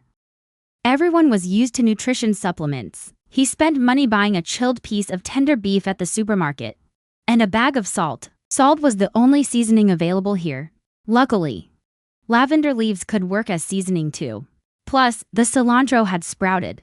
He set up a simple grill. He bought a combat knife that could burn and be used for self-defense. He cut the beef into small pieces, then skewered them. He placed them on the grill and turned them over. He sprinkled on salt, cilantro, and lavender leaves. The meat was crispy outside and tender inside. The aroma of the meat drifted through the air, whetting the marshal's appetite. He couldn't help but fly over. He placed the grilled beef on a lettuce leaf. Just as he was about to take a bite, he saw the golden-winged butterfly staring at him intently. You eat first. The marshal took a small bite. His taste buds felt like they'd been awakened. A strange glint flashed in his bronze eyes. Delicious, having only ever taken nutrition supplements his whole life. He'd never known something this tasty existed in the world. The meat was tender and juicy. The lavender leaves removed the slight gamey taste of the beef. The salt was just right. The grilled meat was crispy and tender. The lettuce wrapped around it balanced out the greasiness of the meat. The leaves were juicy and refreshing compared to the grilled meat inside. The marshal especially loved the lettuce leaves on the outside. He watched the golden butterfly eating happily and couldn't help but smile. A strange sense of satisfaction rose in his heart. Soon, the 4 meat cubes on the second skewer were done too. He just wrapped them in lettuce leaves when Jin Yiming's plate flew right over. It bit down with surprising force, pulling against him. Hua Jin figured it was starving, so he let go. You eat, I'll grill more. So, he dutifully became the grill master. 40 pieces of thin-tail beef in a row, all devoured by Jin Yiming's plate. After finishing, with grease on its little mouth and sparkling eyes, it still stared at him wanting more. The next 3 pounds of beef were also wiped out by the plate. Hua Jin, the griller, only got a bite or two. The slab of thin-tail beef he'd bought weighed a full 6 pounds. He'd originally cut it in half, planning to save the rest in the fridge. Well, so much for that. After 3 pounds of meat and 20 lettuce leaves, the plate still wasn't satisfied. It circled his hand over and over, landing on the grill rack, then on the fridge. Not full yet. Jin Yiming's cute little antennae twitched. How could I forget? You're a total foodie. You can down several nutrition bars in one sitting. Your appetite must be several times a normal person's. Hua Jin opened the fridge and took out the remaining 3 pounds of meat. Then he went to the little veggie patch by the garden wall and picked 20 more lettuce leaves. He grilled all the thin-tail beef and fed it to his pet butterfly. The butterfly was happy eating and warmed up to him a bit. After the meal, the butterfly lazily perched on his shoulder. One delicate butterfly claw even curled around a strand of his hair. Having tasted such delicious food, those nutrition bars, he never wanted to touch one again. When Hua Jin went to wash the dishes and grill tools, the golden-winged butterfly still hadn't flown away. Before, the little butterfly would land on his shoulder or head, but never for more than a minute. This time, it had already been over 20 minutes. What a blessing, since the butterfly master loves to eat. Then he'd just buy more. Plenty to go around. Thin-tail beef isn't expensive anyway. 6 pounds only cost $60 new. That same day, Hua Jin went to the supermarket and bought 20 pounds of thin-tail beef, stored it in the fridge. In the evening, he went back to those 2 acres of empty fields and planted 50 lettuce seeds. The Happiness Flower Shop's business was getting better and better, with plenty of loyal repeat customers. Daily earnings were steady at $500,000 to $1 million new. Money was no longer a worry. After 2 days of grilling meat, Wazian felt the cooking methods were getting a bit repetitive. If only he had a wok and a small kitchen. So he went to find Anuo, who had mentioned before that he could build houses. A small kitchen. Anuo took the hand-drawn design from the shop manager, which included a sketch of a brick stove. No problem, a little room like this can be built in an afternoon. Anuo really kept his word. He brought bricks and cement, plus some alloy materials with great defensive properties. In just one afternoon, he managed to build a small kitchen of about 15 square meters. Shop manager, those walks and cookware you mentioned. I know a Federation steel factory that can custom make them for you. They can even rush the order. No need to rush it. No, we really should. Anuo looked more serious than ever. He stared at the Marshal, who was eating lettuce wraps with grilled meat. Look how much he's enjoying that. This isn't just about the Marshal's recovery. It's about the future of the Sula star system and the outcome of the Interstellar War. Planet S-314 is far from the main battlefield. Peace was declared. But honestly, the bug race's invasion of the Sula star system never stopped. This tug of war has lasted 10 years. The battle Marshal Kimming fought in did bring a temporary victory to the Sula star system, dealing a heavy blow to the ant bug race and their so-called strongest hive commander. But the cost was extremely brutal. If Marshal Kimming can't recover within a year and return to command, the bug army, with its terrifying reproduction rate, will soon come back in full force. Within the Federation, besides Marshal Kimming, there's no one who can step up. Anuo saw it clearly. These past 2 days, after the golden-winged butterfly ate Hwashian's cooking, its strength has been rising fast. That's something nutrient supplements could never achieve. Every butterfly is drawn to flowers. Anuo, you've been a huge help. I made extra lettuce wraps with grilled meat. Come try some too. Anuo's mouth watered at the thought. But that was the Marshal's food. He didn't dare. Sure enough, the protective golden-winged butterfly heard Hwashian's words and looked up. Its eerie golden eyes shot a cold glare over. No thanks, give it to the butterfly. It's fine, I made plenty. He can't eat that much. He usually eats about 5 or 6 pounds a meal. I made double today. He pulled Anuo to the table, and they ate together. Anuo couldn't resist the delicious temptation. He reached for the lettuce wrap on the crystal plate in front of him and grabbed it. The Marshal was watching him. Anuo shoved the lettuce wrap into his mouth. He froze. The flavor on his tongue nearly made him lose his mind. This is way too good. Boss, how do you make food this incredible? It's so good it makes me want to cry. Especially that green leaf on the outside. It's so refreshing. Wait. He just ate a leaf from a plant that went extinct 1,000 years ago. If the old scientists at the Federation Research Institute found out, they'd lose their minds. 10 pounds, this Marshal can handle that too. He said through a mental transmission, suddenly landed in Anuo's mind. The Federation sergeant, who was enjoying his meal, jumped in fright. He snapped back to reality from the joy of eating good food. He looked at the golden-winged butterfly across from him. What does he mean? Calling me a foodie? So the Marshal's actual appetite is 10 pounds? Because the shopkeeper teased him for being a foodie. It hurt his pride. So he held back and only ate half full every day. Anuo suddenly felt a little sorry for the Marshal. But isn't the Marshal a bit too concerned about what the shopkeeper thinks of him?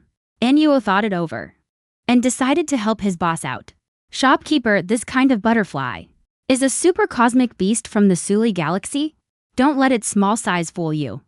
But its stomach is like a dimensional pouch. It can eat a ton of food. 5 or 6 pounds of grilled meat probably isn't enough. You might want to feed it more. If the butterfly is happy with the food, it can protect you too. Protect this shop. It's a win-win. 6 pounds isn't enough?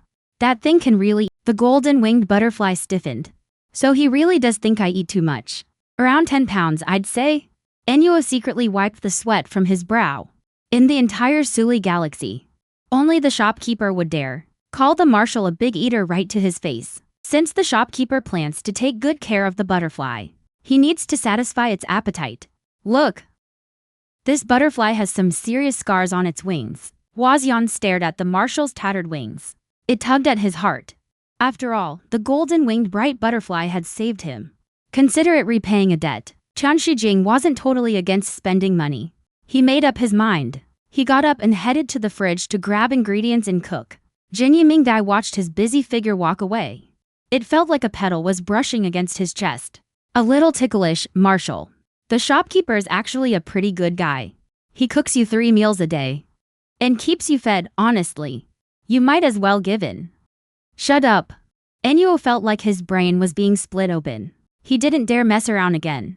Right now, inside the Federation's largest mech warship factory, it was buzzing. The top scientists and mechanics all dropped what they were doing and rushed nonstop to help the Marshal forge a giant pot. After 3 days and nights of rush work, the custom cooking gear was express delivered to the Happiness Flower Shop's door. Anyone home? Your rush order from Shugwang Society is here. Please sign for it. Huaxian rubbed his sleepy eyes and opened the flower shop door. He saw a delivery guy in a Federation uniform. The courier had sharp eyes, sturdy legs, and a leopard tail behind him. He didn't drive. He ran on foot. Fast delivery, huh? Mind leaving a good review? I'm the Federation Express Specialist. Uni K937. It's an honor to deliver a Red Priority Express package. Your rating means a lot to me. This cheetah courier looked at Huaxian, nervous but hopeful. His eyes were burning with excitement. Okay, thanks for your hard work. Huaxian casually gave him a 5-star rating. The cheetah courier was so moved, tears welled up in his eyes. Thank you for the Red Priority Express key. If I get a 5-star rating, I'll get promoted at the next performance review. You're such a kind person. No problem, happy to help.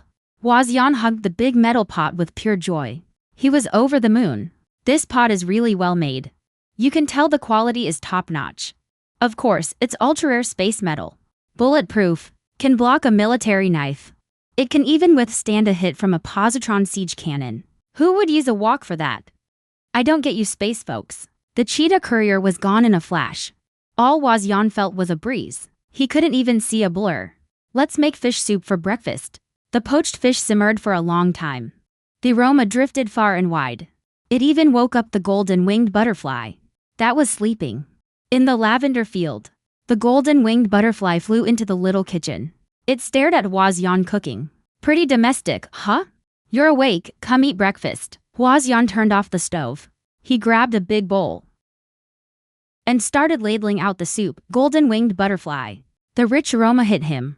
He couldn't hold back anymore. He dug right in.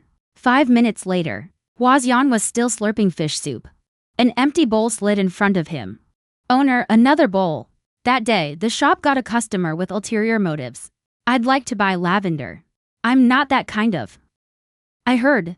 The lavender at Happiness Flower Shop was grown by the owner. I want to buy a whole lavender plant. Price is negotiable.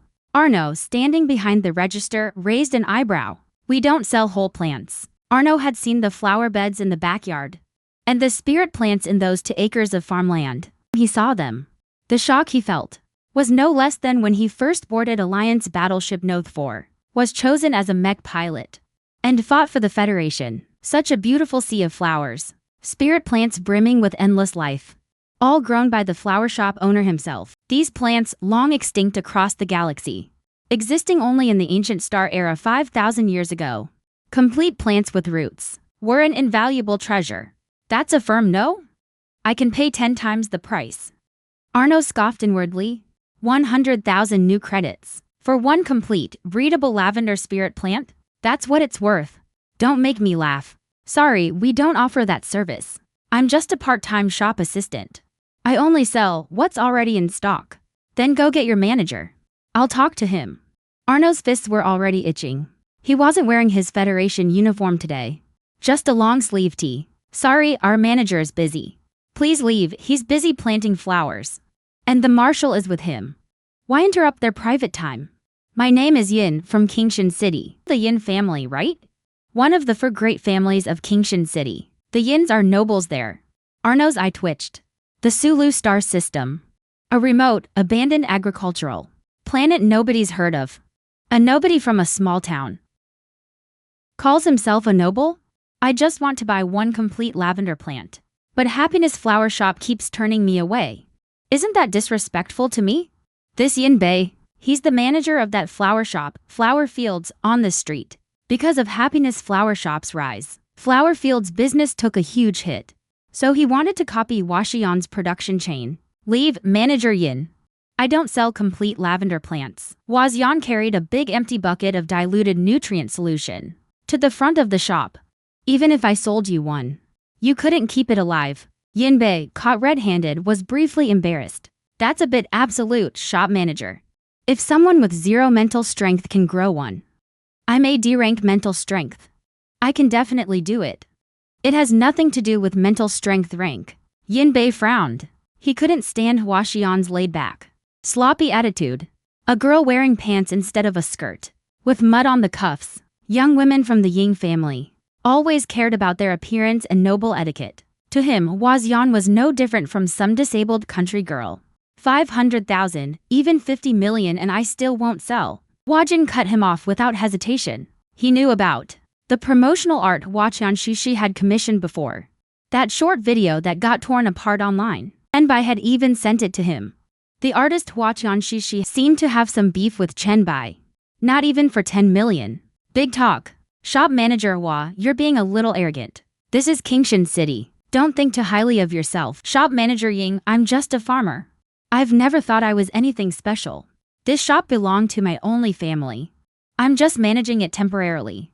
But if anyone dares to cause trouble here, I won't let it slide. Ying Mei scoffed and stormed off. That night, a black falcon flew near the garden behind the Happiness Flower Shop. The falcon gazed at the lavender blooming across the garden, greed flashing in its eyes. The old hawk couldn't sleep at night, so it decided to steal some lavender. But just as it dove from the wall, it got caught red-handed by Butterfly. A triple S mental strength swept over, and the hawk froze stiff like a statue, still 6 or 7 meters above the ground. He was in agony. A sharp pain stabbed through his brow, like a knife slicing him open. The hawk's eyes were bloodshot with terror. That village girl's backyard was guarded by a top-tier powerhouse. Ying Bai spotted an incredibly powerful golden butterfly.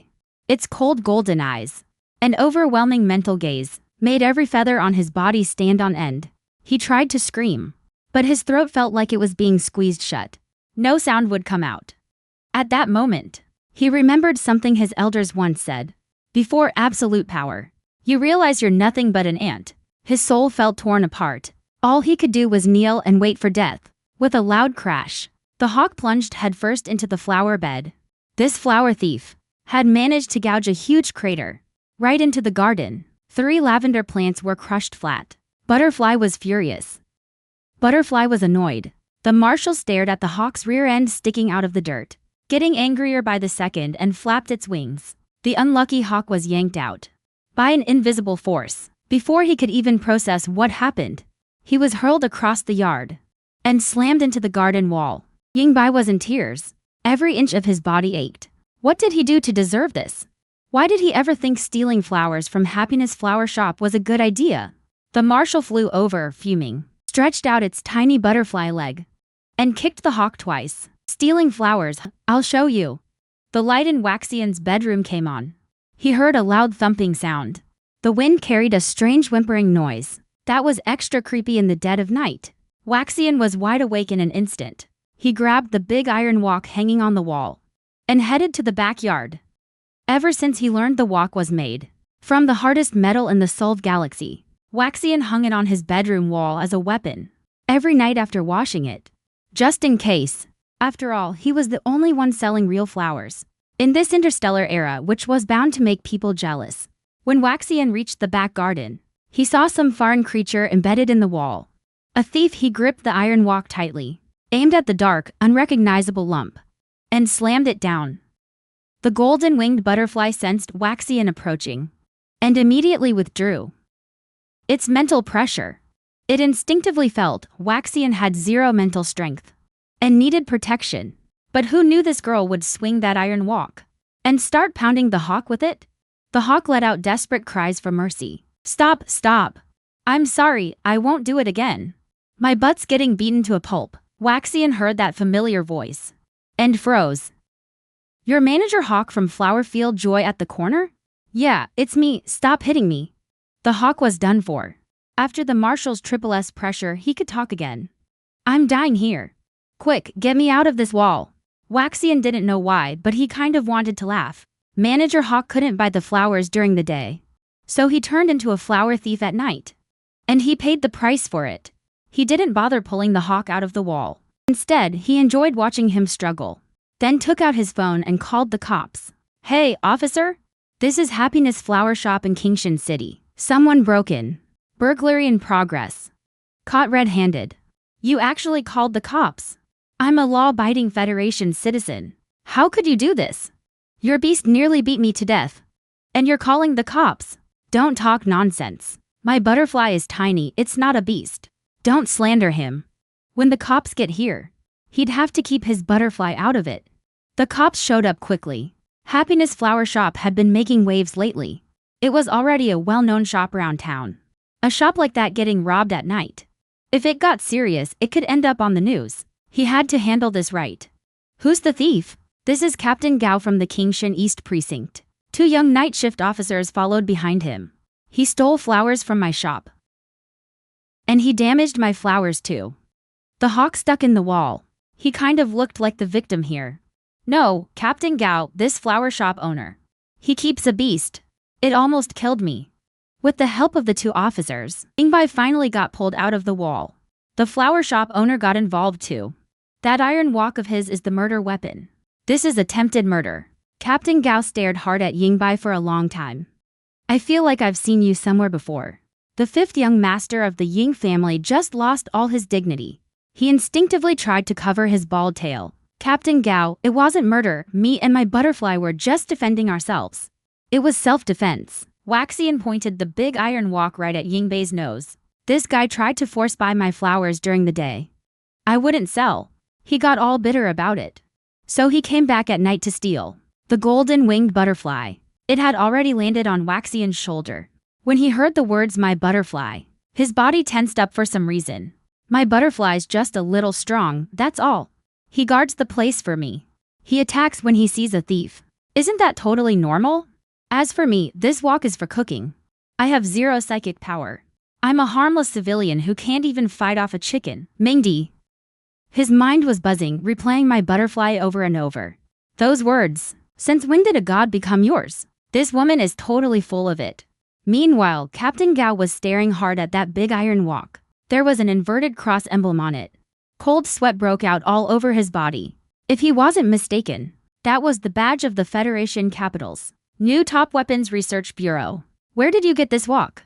Captain Gao asked, his voice hoarse. He lit a cigarette with shaking hands. "I had it rush-ordered from a steel factory." Waxian handed the wok over to Captain Gao, so he could see it more clearly. Looking up close at that inverted cross symbolizing special authority, Captain Gao was completely stunned. "You're calling the Research Bureau a steel factory? To get a rush order from the Federal Weapons Research Bureau, you'd have to be someone huge." Captain Gao took a deep drag of his cigarette. The back of his shirt was soaked with sweat. He just came out on a late-night call to catch a thief. And he ran into a federal big shot. Waxian is some kind of...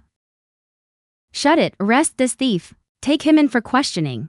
"Captain Gao, I'm from the Yin family. The Gaos and the Yins go way back. Why would the Yin family ever need to steal?" Yinbai's mouth was stuffed with a rag. Captain Gao shot Yinbai a furious glare. "Old family friends? You dared to steal from a federal big shot. Don't drag me into this. Look at all those spirit crops out there. Does that look like something an ordinary person could grow? It's gotta be a secret federal research project." In Captain Gao's mind, Waxian and this happy flower shop were now wrapped in an air of mystery, something to be respected and feared. The flower thief was taken away. Waxian thanked Captain Gao and gave him a bouquet of lavender. Captain Gao was overwhelmed by the gesture. Who says no to a gift from a federal big shot? "Don't worry, flower shop owner. If you ever run into trouble, just call me. Our precinct will be here in no time to back you up." By then, dawn was breaking on the horizon. Waxian looked at the flower shop. The big crater left by the hawk and the lavender knocked flat on the ground made him decide to clean up the mess. Jin Yiming watched her.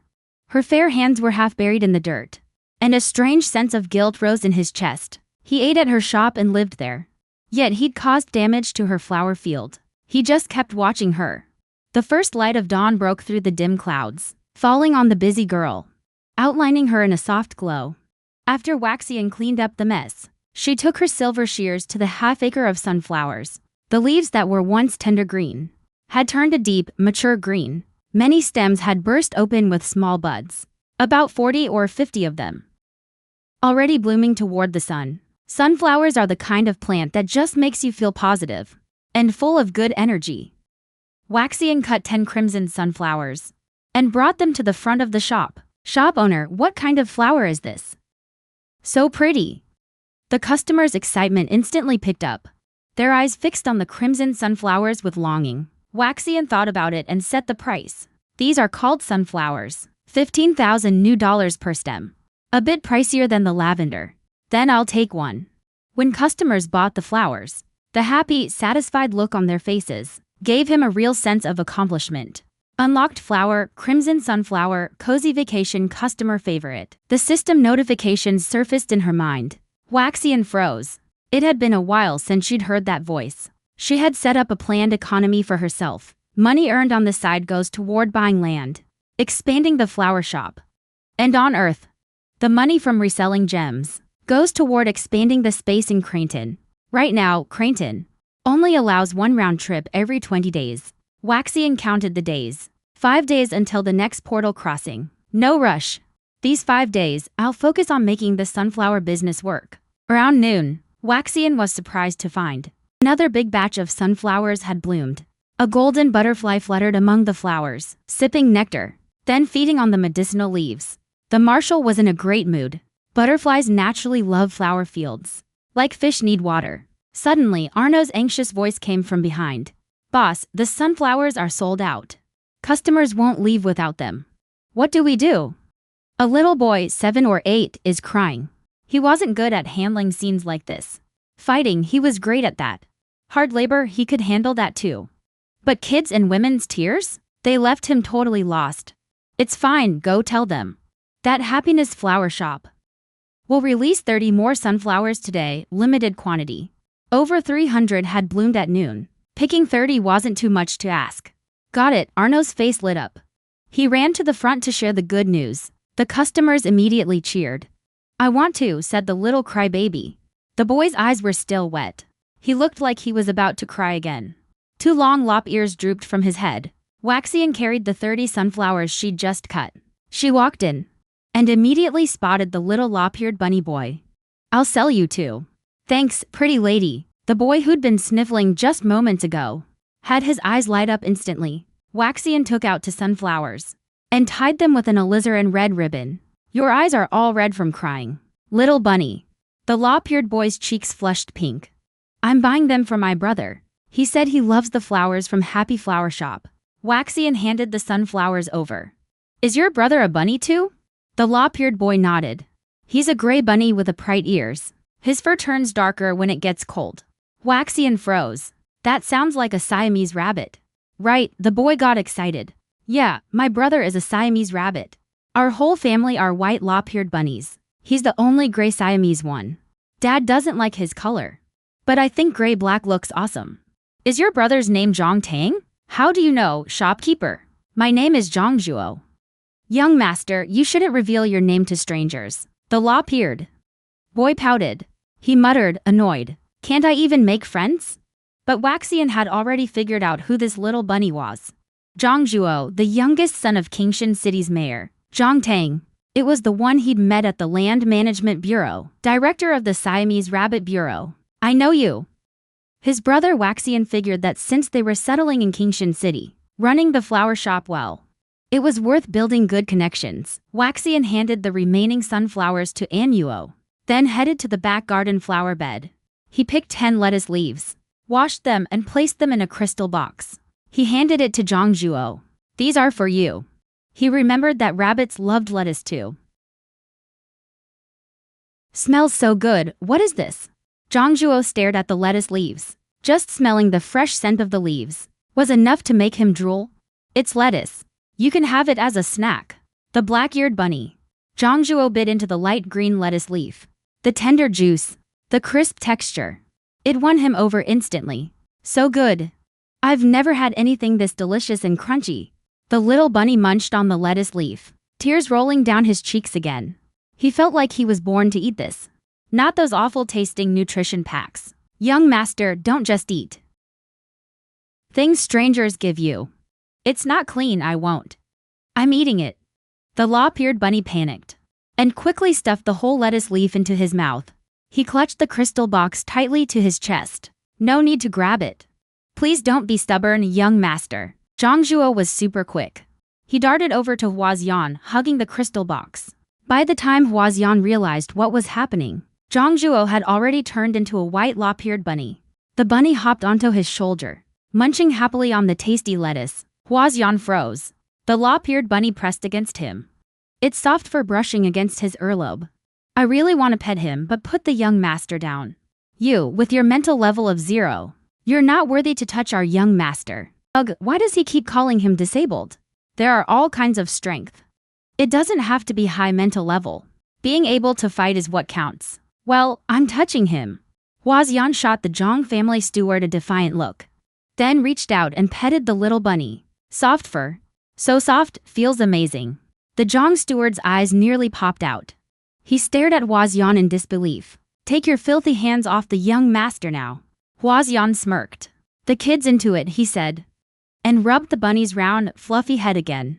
Zhangzhuo happily chewed on his lettuce leaf, letting the shopkeeper pet him all he wanted. The Zhang steward was furious. He charged forward to snatch the little bunny back. The young master is the Zhang family's prodigy, not some lowlife like you. His rant came to a sudden halt.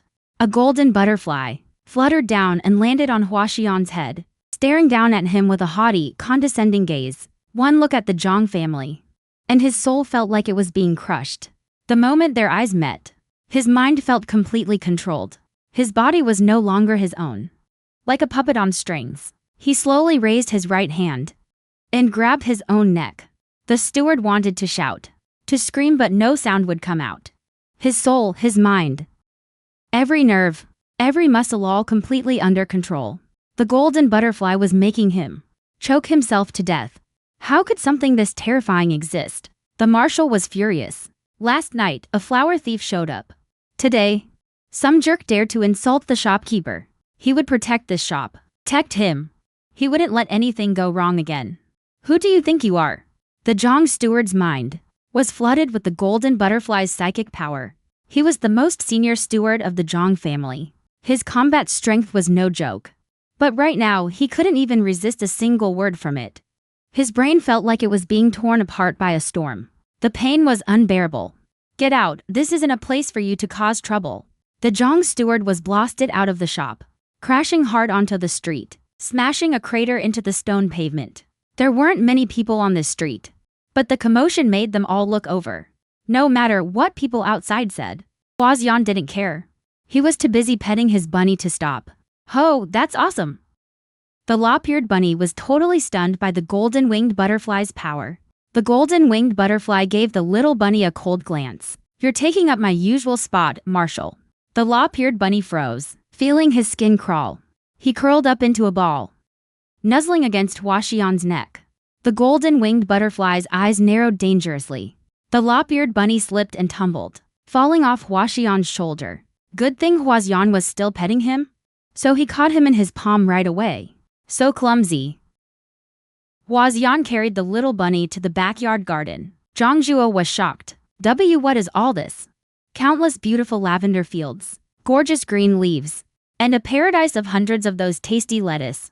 The little bunny zipped off, dashing from Huaxian's hand into the garden. Among countless flowers and green leaves, he rolled around happily. The air was filled with a scent that drove rabbits crazy. One roll wasn't enough, so he kept rolling over and over. Kids just have no self-control. Getting this excited, the marshal would never lose his composure like that. The girl just opened a random flower shop, but her life went straight to the top. Not only did she become financially free, she also gained rare mental power. Even the mayor's son turned into a bunny, willingly rolling around in her shop. Huaxian worried the little bunny's family would be concerned, so he called his brother, notifying Chief Siamese Rabbit. He clearly cared a lot about his lop-eared bunny brother. 20 minutes later, he drove up to the Happiness Flower Shop. Huaxian led Chief Siamese Rabbit to the edge of the sunflower field, pointing at the lop-eared bunny now covered in dirt. He thought Zhongtang would take his brother home, but instead, another bunny joined the rolling party in the field. Huaxian watched the scene, absolutely thrilled inside. Fluffy things were just too cute. He wanted to record it so bad. Jin Yiming looked at his bare wings, then at his skinny butterfly legs. This guy, voted every year as the most wanted man to marry in the Suwing galaxy. The top-ranked, most perfect Marshal. His mood instantly soured. Huaxian crouched down to play with the little bunny for a bit, and even snuck in a couple of pets. Of course, only the 7 or 8-year-old lop-eared bunny, little Zhongzhuo. Adult bunnies were definitely not for casual petting. Just then, a special customer walked into the shop. Shopkeeper Hua, I heard you're selling sunflowers now. This was the painter Chen Bai, also known as the big influencer White Fang online. When the Happiness Flower Shop first got popular, Chen Bai deserved a lot of the credit. He scratched his head a little shyly. I heard you have a flower garden. Mind if I paint in your garden? Of course. He used to not let people into the backyard garden, because it was too small, with barely anything in it. It was kind of embarrassing. But now his garden had flower fields, and the little vegetable patch was taking shape too. He didn't mind inviting friends over to check it out. Plus, White Fang's paintings were the best advertising the flower shop could ask for. He followed Huaxian into the backyard. Purple lavender flowers stretched out as far as the eye could see, swaying in waves with the breeze. It was so beautiful he was left speechless. The purple carpet made you want to just lie down on it. The scent of lavender hanging in the air, with its calming, tension-relieving effects, slowly helped Chen Bai relax completely. He slipped into a trance-like state, and at that moment, inspiration came flooding in. He wanted to capture this stunning sea of flowers on paper, even if he could only capture 1% of its beauty. Didn't you want to see the sunflowers? They're over this way. Because he worked in the fields planting flowers every day, he'd seen them so much that they didn't really do anything for him. He couldn't share the awe that Chen Bai, Zhongzhuo, and Zhongtang felt. There were way more sunflowers than lavender plants. The sunflowers took up a full half-acre of land, which was about 333 square meters. The little flower bed in the backyard was only a few dozen square meters. They weren't even in the same league. Everywhere Chen Bai looked was a sight to behold. He was a lifelong native of the Sula star system, obsessed with the floral artistry of the ancient star era. Seeing it with his own eyes was a completely different experience from just imagining it. The moment Chen Bai stood in front of the sunflower field, a thin layer of mist welled up in his eyes, impossible to hold back. Born facing the sun, never regretting till death, Chen Bai's blood was boiling. A dazed smile spread across his face. This is the closest I've ever been to ultimate vitality, to ultimate beauty. He was completely lost in the moment. He could no longer hear anything around him. He spread out his drawing board and began sketching with the boldest, most passionate colors. Vast stretches of brilliant sunflowers seemed to come alive on the paper, blooming all the way from the field into the painting. Chen Bai, completely focused on his art, was painting with one hand, while subconsciously using a tentacle to wipe the edges clean. His other two tentacles were mixing paint. The lop-eared bunny rolling in the flower field went wide-eyed, pointing at Chen Bai. The gray-black Siamese bunny reached out a paw and poked his little brother's droopy ear. He's a super talented artist. The lop-eared bunny twitched his ears, let out a little squeak, and rolled back into the flowers and leaves. The gray-black furball completely forgot that he was already a grown bunny in his 20s, and tumbled along too. One white and one gray furball. At the master's words, Flower Fairy started out as just a waxy a man's little pet, wanting to plant a few random things. Then, before he knew it, he'd grown a whole sea of flowers. And later he realized, if he could make his friends smile, then everything had meaning. Flowers were no longer just flowers. It's done, flower shop owner, want to give this painting a name. Huaxian looked at the endless, blazing sunflowers in the painting, blooming like fire under the sun. Their heads turned toward the light. Then let it be, heart like a flower, born facing the sun. Then Huaxian handed Chen Bai a bouquet of sunflowers to thank him for the painting. Chen Bai broke into a radiant smile. He held the sunflower bouquet tightly against the blazing sunset. He captured a few seconds of slow-motion close-up. It cut straight to the sunflower field he'd just finished painting. The last handwritten sign read, heart like a flower, growing toward the sun. The video was only about 10 seconds long. He uploaded it straight to the short video platform. He tagged Happy Flower Shop directly in the video. Huaxian saw what Chen Bai did and couldn't help but laugh. How about you become the marketing director of Happy Flower Shop? They were already friends. And with Chen Bai's art skills and his deep knowledge of short video trends, it was a perfect fit. Huaxian was planning to grow Happy Flower Shop big. The mission Klein Audio gave him was to make this flower shop the #1 in the galaxy. So a marketing department was a must. Chen Bai agreed without a second thought. His eyes sparkled with the same bold light as sunflowers. I love the flower fields you've planted. You've fulfilled a painter's ultimate dream of beauty. As long as the shop owner lets me paint in your fields, I'll do anything. Promotion, design, digital art, illustration. All of it is my specialty. Great, you're hired. Welcome aboard, Chen. Huaxian sent him an electronic contract. No need to work 9 to 5. Just come by on weekends to help out. When I grow new flowers, like sunflowers, roses, lilies of the valley, irises, orchids, I'll need you to use your skills to promote the shop. Chen Bai glanced at the contract and signed his name without hesitation. The short video he just posted had passed review and entered the recommendation feed. Within just a few minutes, the video had already hit 200,000 likes, 50,000 shares, and over 10,000 comments.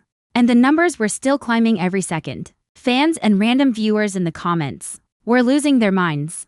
I've never seen such a beautiful sea of flowers. A heart like flowers and trees. Born facing the sun. White Fang's constellation. This is beyond human painting. It belongs in the Louvre. Such gorgeous sunflowers. I want one so bad. I'd happily drown in this blazing field of sunflowers. Huaxian looked so happy. The flower shop's follower count went from 3,000 to nearly 20,000. Just then, the Klein bottle chimed with a notification. Achievement unlocked, fame spreads far. Congratulations, host, you've earned a reward. A frank mental power. Huaxian was stunned. The Klein bottle actually had mental power rewards too? That meant he could finally shake off the shameful label of having 0 mental power. He wasn't a disabled person anymore. He'd been mocked so much because of his disability. Couldn't find a job, couldn't buy land. Anyone with higher mental power than him could just walk up and stomp on him. If it weren't for the little butterfly protecting him, he wouldn't have made it this far unscathed. Do you accept a frank mental power? Huaxian muttered to himself, heart racing. But the next moment, he felt something at the center of his brow, where his mental sea was. A warm current swept through. That spot had been a dead zone of darkness, but now a faint light seeped in. A shallow reserve of mental power was stored there. Huaxian could clearly feel the world around him had changed. His 5 senses had sharpened. He could sense the direction the wind was blowing. His intelligence had also greatly improved.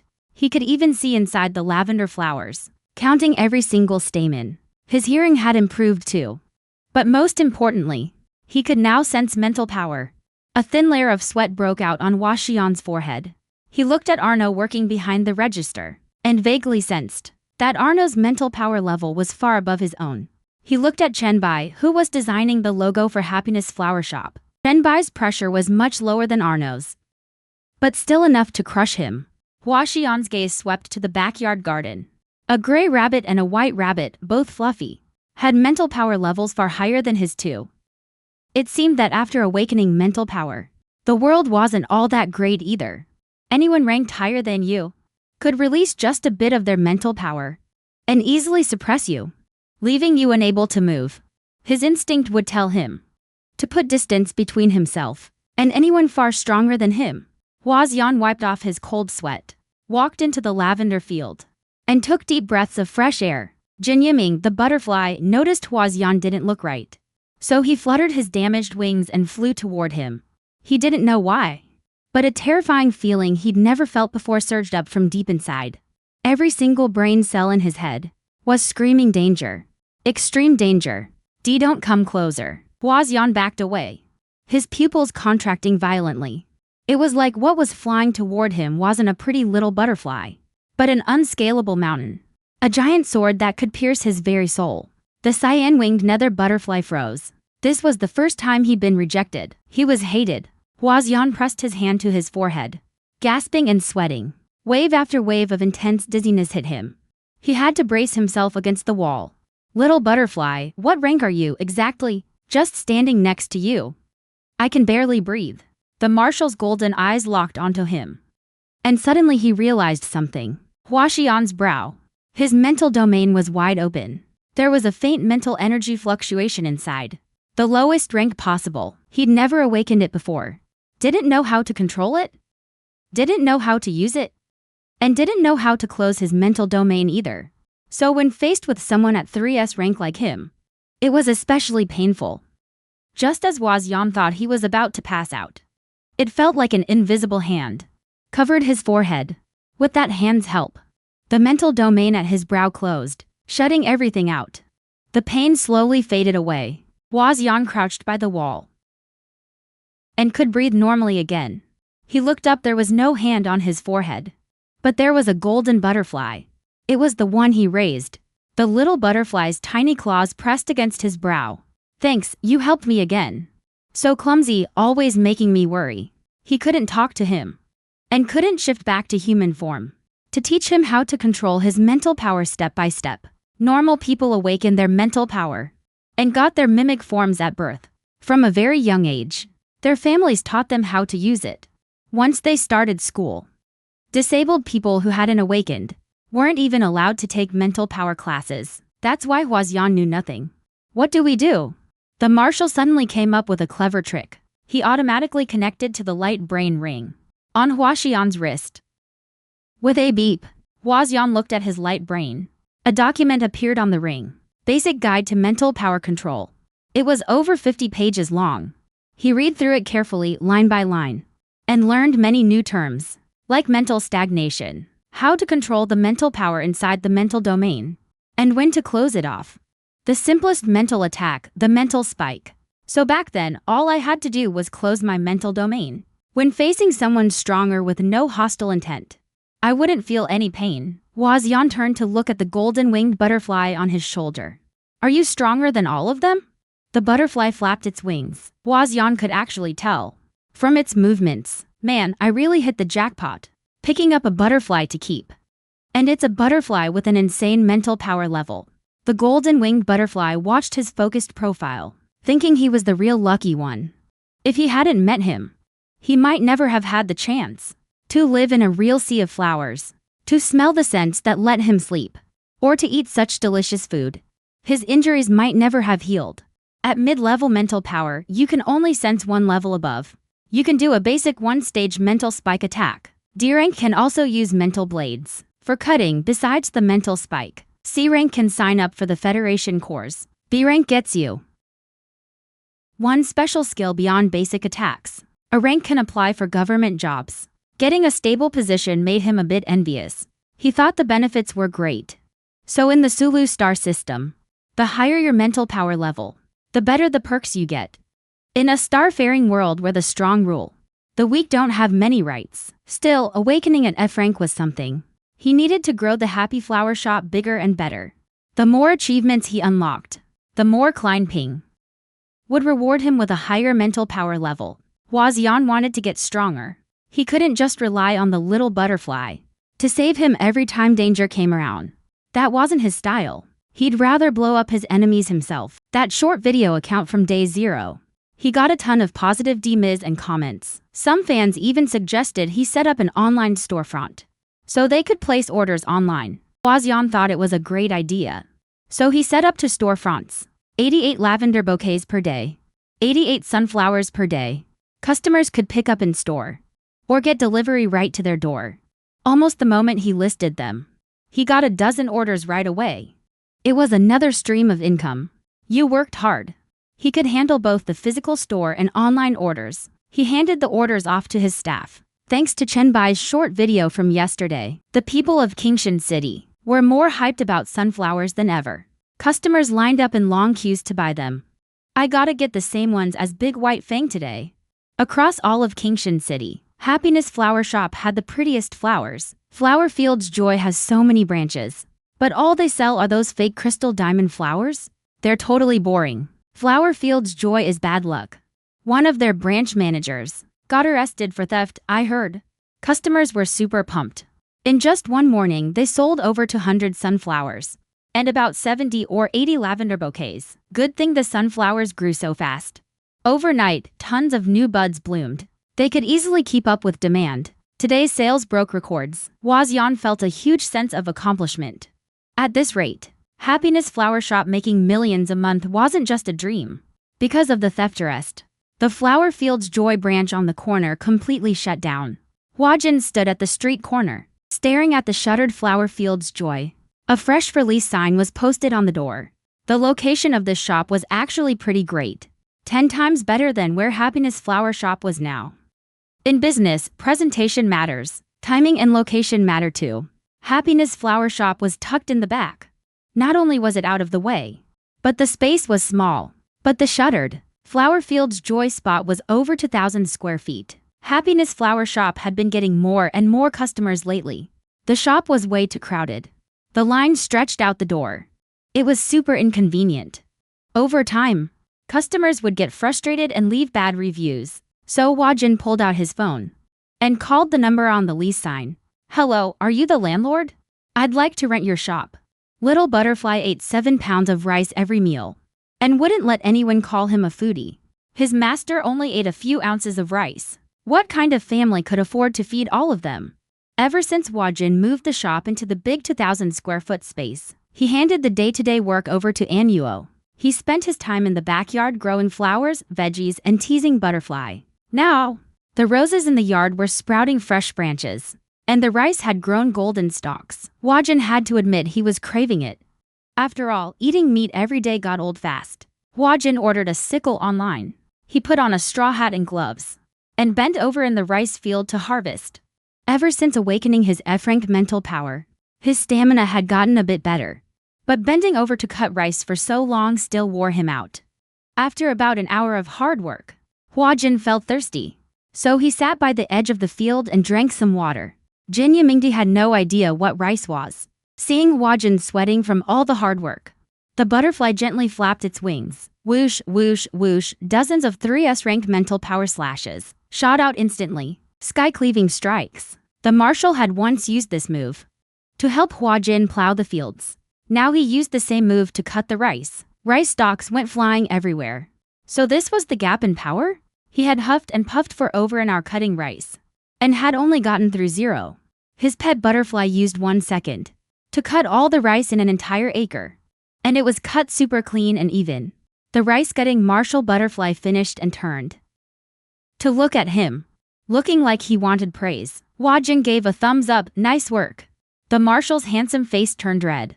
He blurted out, "She doesn't sound like a proper girl at all." Huajin had no idea what the Marshal was thinking. He didn't even notice the butterfly's antennae had turned pink. He was still caught up in the joy of the rice being cut in 1 second. That really helped a lot. Jin Yimingdi didn't hear what he said. His mind kept replaying those words over and over. "Nice work." At that moment, Huajin felt the little butterfly was basically a little angel. Now that they had the rice, time to remove the husks. "Tonight I'll make my baby some rice to eat." There was no rice mill, so he could only use a stone mill to husk it. Huajin found a Meng who used to be an engineer. He explained how a stone mill worked and showed him the design. Anuo didn't waste any time. In less than an hour he had a stone mill ready. Huajin shelled the rice. He poured it into the hole in the center of the mill. Then he grabbed the wooden handle and started grinding. He ground and ground until his arms were sore, and only got 5 pounds of brown rice out of it. He picked out all the bits of husk from the rice. Then he rinsed it and got ready to steam it. Huajin grabbed another pot. He stir-fried some ziwei beef and made a lettuce and egg soup. In this interstellar world, they did raise chickens. The chicken meat went to factories to make nutrient supplements. Same with the eggs. Delicious smells drifted out of the little kitchen. Jin Yiming the butterfly couldn't hold back anymore. Today's food smelled especially good. It made him super hungry. Huajin spotted the butterfly sneaking peeks into the kitchen from the doorway. He pulled out the butterfly's special food bowl, filled it with about a pound of rice, and piled a bunch of ziwei beef on top. Then handed it to him. He also gave him a small bowl of lettuce and egg soup, so he wouldn't choke. The Marshal couldn't wait and rushed over. It dug right in. The fragrant rice was so soft and delicious. It had a subtle sweetness. The moment it hit his mouth, he was hooked. The Marshal had never eaten rice before. He never imagined rice with meat and veggies could taste this amazing.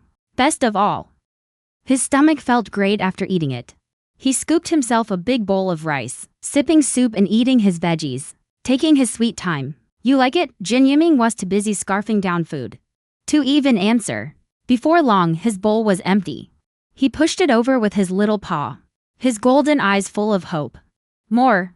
She filled his bowl with rice and meat again.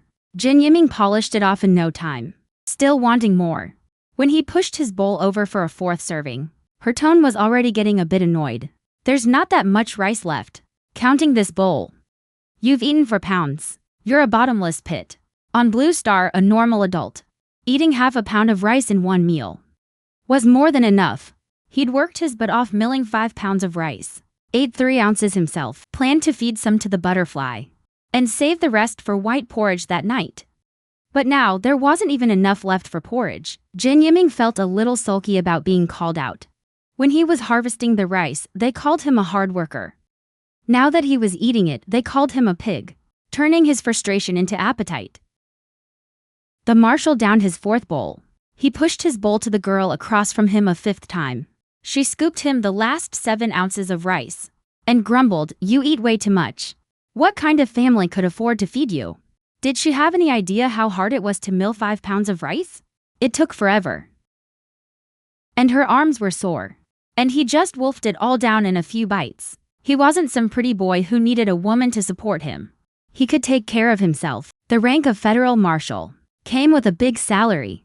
The Qi family was also the top noble house in the Sulu galaxy. And he was the Qi family's young master. His future business empire spanning the galaxy would also be his as marshal. He noticed the last 7 ounces of rice didn't look as good as before. His wings were drooping too. They'd lost their shine. After eating, she washed the dishes. He just sat there watching, all puffed up. This marshal isn't here for free food and lodging. He had to do something. Through his mental energy, he linked to his virtual optical brain account. 2 seconds later, you've received a transfer. 3 billion new credits. Huaxian, who was washing dishes, slipped. The bowl crashed to the floor. 3 billion? Huaxian thought he'd misheard. He wiped the water off his hands, opened the transfer records on his optical brain, and sure enough, saw the latest entry. 3 billion new credits. Huaxian stared at the 9 zeros after the 3, counting them over and over. Holy crap, it really is 3 billion. He was completely blown away. He'd never seen this much money in his life. Jin Mingdi watched him shaking in shock and couldn't help feeling smug. He straightened his back. Still gonna complain about how much I eat? This marshal paid for his meals and his room. I'm not some soft boy dish who just eats a girl's rice. Money from nowhere. Beyond the excitement and shock of spending it, there was mostly unease. Why doesn't it show who the poor sucker who transferred it is? Wrong bank account transfer. Ugh, this marshal already paid for his meals. And you're still coming at me? He thought back to when his mother was still alive. Every time his father came back from the front lines and handed his paycheck over to his mother, she'd break into this huge smile and give his father a hug. So why did he end up being the sucker? Wait, why was he even comparing this to his dad handing over his paycheck to his mom? His parents were married. They used to be the envy of the whole Sulu galaxy as a power couple. He was just a pet living at Huaxian's shop. Nothing like that at all. The marshal felt like he'd lost his mind. But he called me babe. And he touched my wings. Huaxian didn't even bother to wash the butterfly's food bowl and headed to Happy Flower Shop to find a reliable working bear. Annuo was with a Federation-listed company, so he should know some secrets about hidden accounts. 3 billion. No idea who transferred it by mistake. Annuo, can you help me find the owner of this hidden account? Annuo raised an eyebrow and glanced at the golden-winged butterfly, pretending to sleep on the shopkeeper's shoulder. If it went into your account, then it's yours. That's not how it works. The other person probably made a mistake. That's a lot of money. What if they take me to federal court? Arno snuck a glance at the golden-winged butterfly. Marshal, there's no way they'd take you to federal court. Honestly, you two could just head next door to the Federal Civil Affairs Bureau and grab a marriage license or something. I mean, the bride price already went to the Federation Empire. Duxer only gave 300 million as a bride price, and it shook the whole galaxy. The marshal gave you 3 billion. That's definitely true love. Flower shop owner in the travel system. Only nobles above the rank of count or duke get their account names automatically hidden, or anyone at or above the rank of rear admiral in the Federation Army. Marshal Chi is both, so his transfers automatically hide his name. It's the Federation Empire's way of protecting the sender's identity. If someone that powerful found out they accidentally transferred money into the account of a bottom-tier Federation citizen like me, they'd kill me. The golden-winged butterfly heard this and couldn't take it anymore. He shot him a glare. Do I seem like that kind of person? He'd been misunderstood again. The butterfly was annoyed. You explain it to him. Suddenly, a cold voice rang out in Arno's mind, making the bear shiver hard. The Marshal had given an order, and he had to obey. Arno was drenched in sweat, his face going pale and red by turns. How was he supposed to spin this for the flower shop owner so the Marshal would be happy, and he could make sure they wouldn't get kicked out? The flower shop owner. Actually, there's one special case for hidden accounts. Arno gave himself a moment, took a deep breath. The Sulu Galaxy has 10 great beasts, each one ruling over its own corner of the stars. Their combat power is terrifying. They're famous and as smart as any human. When they roam the galaxy, they might set up an account for themselves. These beasts have insane mental power levels, mostly S rank. For beings at that level, taking over a Federation citizen's account and hiding their real info isn't impossible. See that one on your shoulder? The flower shop owner froze. He couldn't believe it, staring at the little butterfly on his shoulder. A powerful beast. S-rank mental power. So you secretly transferred 3 billion to me? If yes, flap your wings. The Marshal flapped his wings. Nice work. Arno, I'll promote you when we get back, babe. Why'd you give me so much money? The golden butterfly's antennae turned red, wings trembling slightly. He called him babe again. And in front of other people, Arno chimed in from the side. Flower shop owner, your babe just wanted to thank you for taking care of him.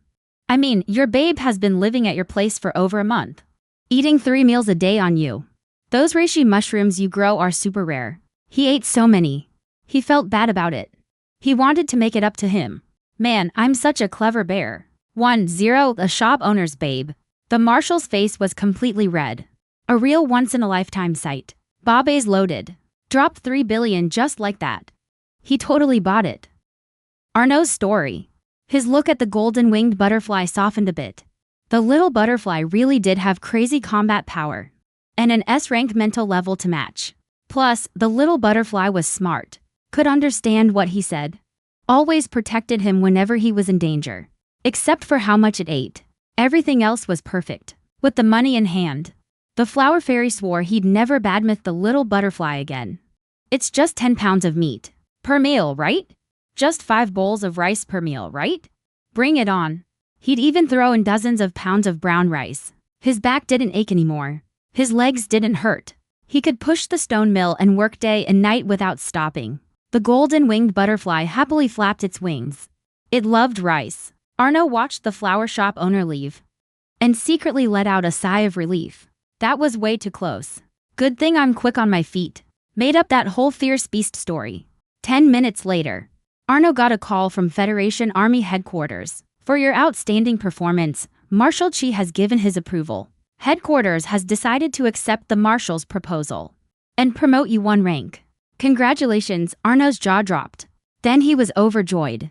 I got promoted. I'm an officer now. The middle-aged voice on the phone was stiff and formal. That's right. You're now an active duty 2nd lieutenant in the Federation Army. Keep up the good work. Take good care of the Marshal on planet S314. He'd finally found the key to getting promoted. I'll do my best. Boss, I'd be your loyal dog. Not just the boss's faithful worker bear. After Wazian learned the 3 billion came from Little Butterfly, he treated Little Butterfly even better. He poured the rice into the stone mill's hole and pushed it to grind. I might need to go back to my hometown for the next few days. The happiness flower shop is in you and Arno's hands. Jinya Mingdi was picking husks out of the brown rice in a basket. Hearing this, he snapped his head up to look at him. Don't worry. I'll prep meals for the next few days and put them in the fridge. If you get hungry, just have Arno heat them up in the kitchen. Jinya Mingdi felt a little reluctant. He remembered last time Huaxian suddenly disappeared for 2 days. Also saying he was going home. Huaxian took out a keychain and handed it to Little Butterfly. This is a spare key to the place. Here's one for you. When I'm gone, you're the other owner of the shop. Help me protect this place. What the Marshal heard was, he was the other owner of the flower shop. The master and mistress shot up instantly. A faint, unnatural blush spread across the innocent butterfly wings. A thin layer of abnormal pink dust appeared on them. Huaxian made Little Butterfly 5 days worth of meals. It was already around 10 p.m. Golden-winged nether butterfly knew he was about to leave on a trip. For some reason, he felt a little empty inside. He'd never felt this way before. Late at night, Huaxian lay on the soft couch in his bedroom. The Klein bottle's interface appeared in his mind. First, he spent 100 million to unlock 10 cubic decimeters of space. 1 cubic meter equals 1,000 cubic decimeters. 3 billion sounds like a lot. But actually, unlocking 1 cubic meter of space costs 10 billion. Huaxian took a small ruby rose bouquet from the shop and placed it inside. It filled the space perfectly. Last time, he brought the plum blossom pink diamond, expecting to sell it at a high price. But the Wang family jewelry store deliberately lowballed him. This time, unless something unexpected happens, he won't be selling through them again. Huaxian held the Klein bottle in one hand, closed his eyes, and recited, Ancient Star Era, Year 2724. Blue Star, Daxia Nation, Capital Zhongdu, Wafu Apartment, Room 031. Activate Anchor Point monthly sign-in. When he opened his eyes again, Huaxian was already lying in that apartment. Over the next 3 days, Huaxian sold the gem for 30 million United States dollars to a wealthy woman in a top-tier gem group. That group was where Wang Yan had added him as compensation last time. Then, Huaxian spent 12 million to buy the apartment he was staying in, mainly because this apartment was the anchor point set by the Klein Pavilion. He couldn't feel safe unless he owned it. He tucked away the property deed. At the farmer's market, he bought carrot and strawberry seeds. For flowers, he picked marigold and lily of the valley seeds. For seasonings, he got soy sauce, Sichuan peppercorns, and chili powder. Okay, that's everything. Huaxian lay down on the couch in the apartment. He silently recited the manual. Qingshan is the happiness flower shop. The longer he spent there, the longer it felt. After a dizzying spin, Huaxian returned to the happiness flower shop. In the interstellar world, it was just around dawn. To avoid making his return look weird, Huaxian quickly got up from the bedroom bed, opened the front door, and pretended he'd just come back from visiting family. He casually gave a rose to Butterfly. But to his surprise, Butterfly got shy. Thinking roses were only for couples and lovers, Huaxian spent 3 days on Blue Star. But a week had passed in the interstellar world. Just as Huaxian was pretending to return from his trip, opening the front door. The moment the door creaked, Butterfly woke up. In a week, he'd only prepared 5 days of food. Huaxian turned around and saw Butterfly hovering in midair, staring at him. I'm back. The golden-winged butterfly landed on his shoulder with practiced ease. For breakfast, Huaxian made fish congee, since he brought back some seasonings this time. The food he cooked tasted a bit better than before. Butterfly used his extra-large food tray to enjoy the delicious fish congee. Ever since the food in the fridge ran out, he hadn't eaten anything at all. That pot of fish congee Huaxian made really filled his empty stomach. After finishing breakfast, Huaxian went to check on his flower beds and crops. The harvested rice field was bare, so he needed to grow a new batch of rice seedlings. The sunflowers he'd planted were blooming beautifully, clustered together across half an acre of flower field. What surprised him most was that the roses had bloomed. Roses are delicate plants with a slow growth cycle. After just a few weeks, some of the plants had already formed buds. There were about a few dozen red roses in full bloom. He could start his rose business now. The flower language of roses is I love you. It's cheesy, but young couples love it. After eating his fill, the golden-winged nether butterfly flew over and landed on the biggest, most vibrant rose. That flower had been his bed lately. Like it, the butterfly flapped its wings, as if to answer him. His mother. In the house hung a very old oil painting, an antique passed down from the ancient star era. It depicted beautiful roses, a birthday gift from his father to his mother. He'd said roses represent eternal love.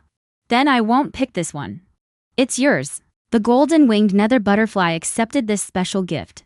Its wings spread wide, as if trying to cover that beautiful little rose. Huaxian thought he'd just given away an ordinary rose, not thinking much of it. But roses mean something different to certain people. At least in the Marshal's eyes. Roses are only meant to be given between couples or lovers. Huaxian went to check out the shop. Business is getting better and better. This week's average daily revenue has been hovering around $300,000 to $400,000 new dollars. Boss, you're finally back. Arno looked at him like he was his savior. You have no idea how low the Marshal's mood was. The whole week you were gone. He didn't even dare go near him. That cookware set you ordered for me last time. Do you have the steel factory's contact info? I want to order the equipment myself. I do, but you don't have the clearance, boss. The Federal Arsenal only takes orders from within the Federation's military. And most of it is weapons projects. Last time, the Marshal had high-level clearance and opened a special channel. That's how we got the cookware. Give me the contact info. Arno had no choice but to brace himself and pass along the Arsenal director's info. Director Shuo Lin is Marshal Qi Ming's childhood friend. Huaxian sent a friend request. The steel factory director's profile picture was the inverted cross from the big walk. When it got accepted, Arno was shocked. Director Shuo Lin normally never deals with anyone outside the Federation's military. Why would he accept instantly? What Arno didn't know was, Director Shuo Lin had already been super curious about the delivery address. Happy Flower Shop. The Happiness Flower Shop. And Huaxian's profile picture had already been changed to the Happiness Flower Shop logo. Need anything? Huaxian typed out a message. I want to order a custom rice cooker. For cooking rice. There was a long silence on the other end. Huaxian sent another message. About the last order. My shop assistant, Nuo, placed it for me. Hope we can keep working with your steel factory. Federal Military Headquarters. Shuo Lin stared in shock, unable to believe what he was seeing on his phone. It took him a moment to find his voice. Steel factory, that's how Qi Ming describes us? The Dawn Society. We've really fallen to being called a steel factory. He grew even more curious about who could get Qi Ming to use the Marshal's top-level red clearance to order one thing after another from the Dawn Society and have them delivered. Who on earth was this person? He replied, sure. Any specific requirements for the rice cooker? What's it for? Cooking rice. I've got a butterfly at home who eats a lot. A rice cooker makes better rice than steaming it in an iron pot. Wudu understood. Qi Ming, you're basically mooching off that flower shop all day. Okay. Our steel factory will rush your custom order. A specialist will deliver it express. The Dawn Society worked fast. Machines from the ancient Star era were considered way outdated to them. President Shuo Lin personally upgraded the rice cooker. In less than 2 hours, a rice cooker stamped with the inverted cross logo was ready to go. The afternoon after Huaxian placed the order, President Shuo Lin showed up in person. A delivery arrived at the Happiness Flower Shop. The moment Huaxian opened the door, he saw a handsome young man with silver hair. His eyes were pale blue, and his skin had an unhealthy pallor in the sunlight. That man was none other than Shuo Lin. Hi, here's your rice cooker. Shuo Lin smiled the moment he saw Huaxian, then glanced at the familiar sight on Huaxian's shoulder. Marshal Jin Yimingdi shot Shuo Lin a dirty look. Shuo Lin immediately asked Jin Yimingdi, a sly grin curling at the corner of his mouth. He's an S-rank idiot. S-rank and above can communicate directly through telepathy. Ho, you two are living together. You're dating and didn't tell your best friend? If you just said it was for your partner, that's all I needed to hear. All that secrecy. I thought that big pot was some new secret weapon. Don't go saying we're living together. He sleeps out in the flower field every night. Huaxian sleeps in the bedroom. That's not living together. Besides, living together before marriage sounds like a bad thing. Not your partner? Then why are you sitting on a girl's shoulder? Get down. Shuo Lin shot him a challenging look. Ever since Huaxian awakened his F-rank psychic power, he'd also become aware of psychic fluctuations in the air. He could faintly sense that this silver-haired young man was anything but ordinary. Sir, you're not a regular delivery guy, are you? I'm his friend. Shuo Lin pointed at the golden-winged butterfly on his shoulder. Right, I'm Shuo Lin. I'm the director of the shoe steel factory. So embarrassing. calling myself a factory director. My name is Yan. I run the Happiness Flower Shop. Please, come in and sit down. The moment Shuo Lin stepped inside, his eyes landed on the flower garden in the backyard. Row after row of lavender, swayed in purple waves in the warm breeze. They bloomed brilliantly, full of life. Shuo Lin forgot to breathe. He couldn't help but stand up, staring intently at the lavender. The lettuce exclaimed, "This is incredible. They're not fake flowers. They're like the real flowers recorded in ancient texts. This is a spiritual art that went extinct across the entire galaxy long ago." No wonder he was named Butterfly. His nature couldn't resist the allure of flowers. "Shopkeeper, did you grow all these flowers yourself?" Shuo Lin's tone was dead serious. And he even switched to a respectful form of address for Yan. Yan didn't deny it. "I suggest we immediately build a large-scale protective barrier around this garden. The barrier should use special alloy Wing 73 shield plating, with a fully automated alarm beam system, and set up several remotely controlled floating turrets. The moment we spot thieves, we take them out on sight." For a second, Yan thought he'd misheard. Protective barriers, automatic alarms, floating turrets? But Shuo Lin nodded with complete seriousness, got up and headed to the backyard. "Your garden wall is over 2 meters tall, but for anyone with a mental power level of C or above, it's basically useless. Especially flying-type beastmen, or medium to large predators that are great at jumping. They can easily get over it. With a fully automated alarm beam system, can generate a dense laser grid up to 20 meters high. Flying types that try to break through will slam into the laser net and get fried to a crisp. As for the floating turrets, I'd suggest putting one here, one there, and one over here, forming a triangle defense formation." Yan was stunned. "That's really overkill. I only planted 2 acres of land." "It's not overkill." Shuo Lin, like a general, measured the ground beneath his feet with a serious expression. In his mind, he was already picturing wave after wave of thieves coming to steal the Ganoderma. The director looked up, gazed into the distance, and saw something even more shocking. The blazing sea of sunflowers and the romantic roses hit Shuo Lin right in the heart. He got so excited his ears and tail popped out.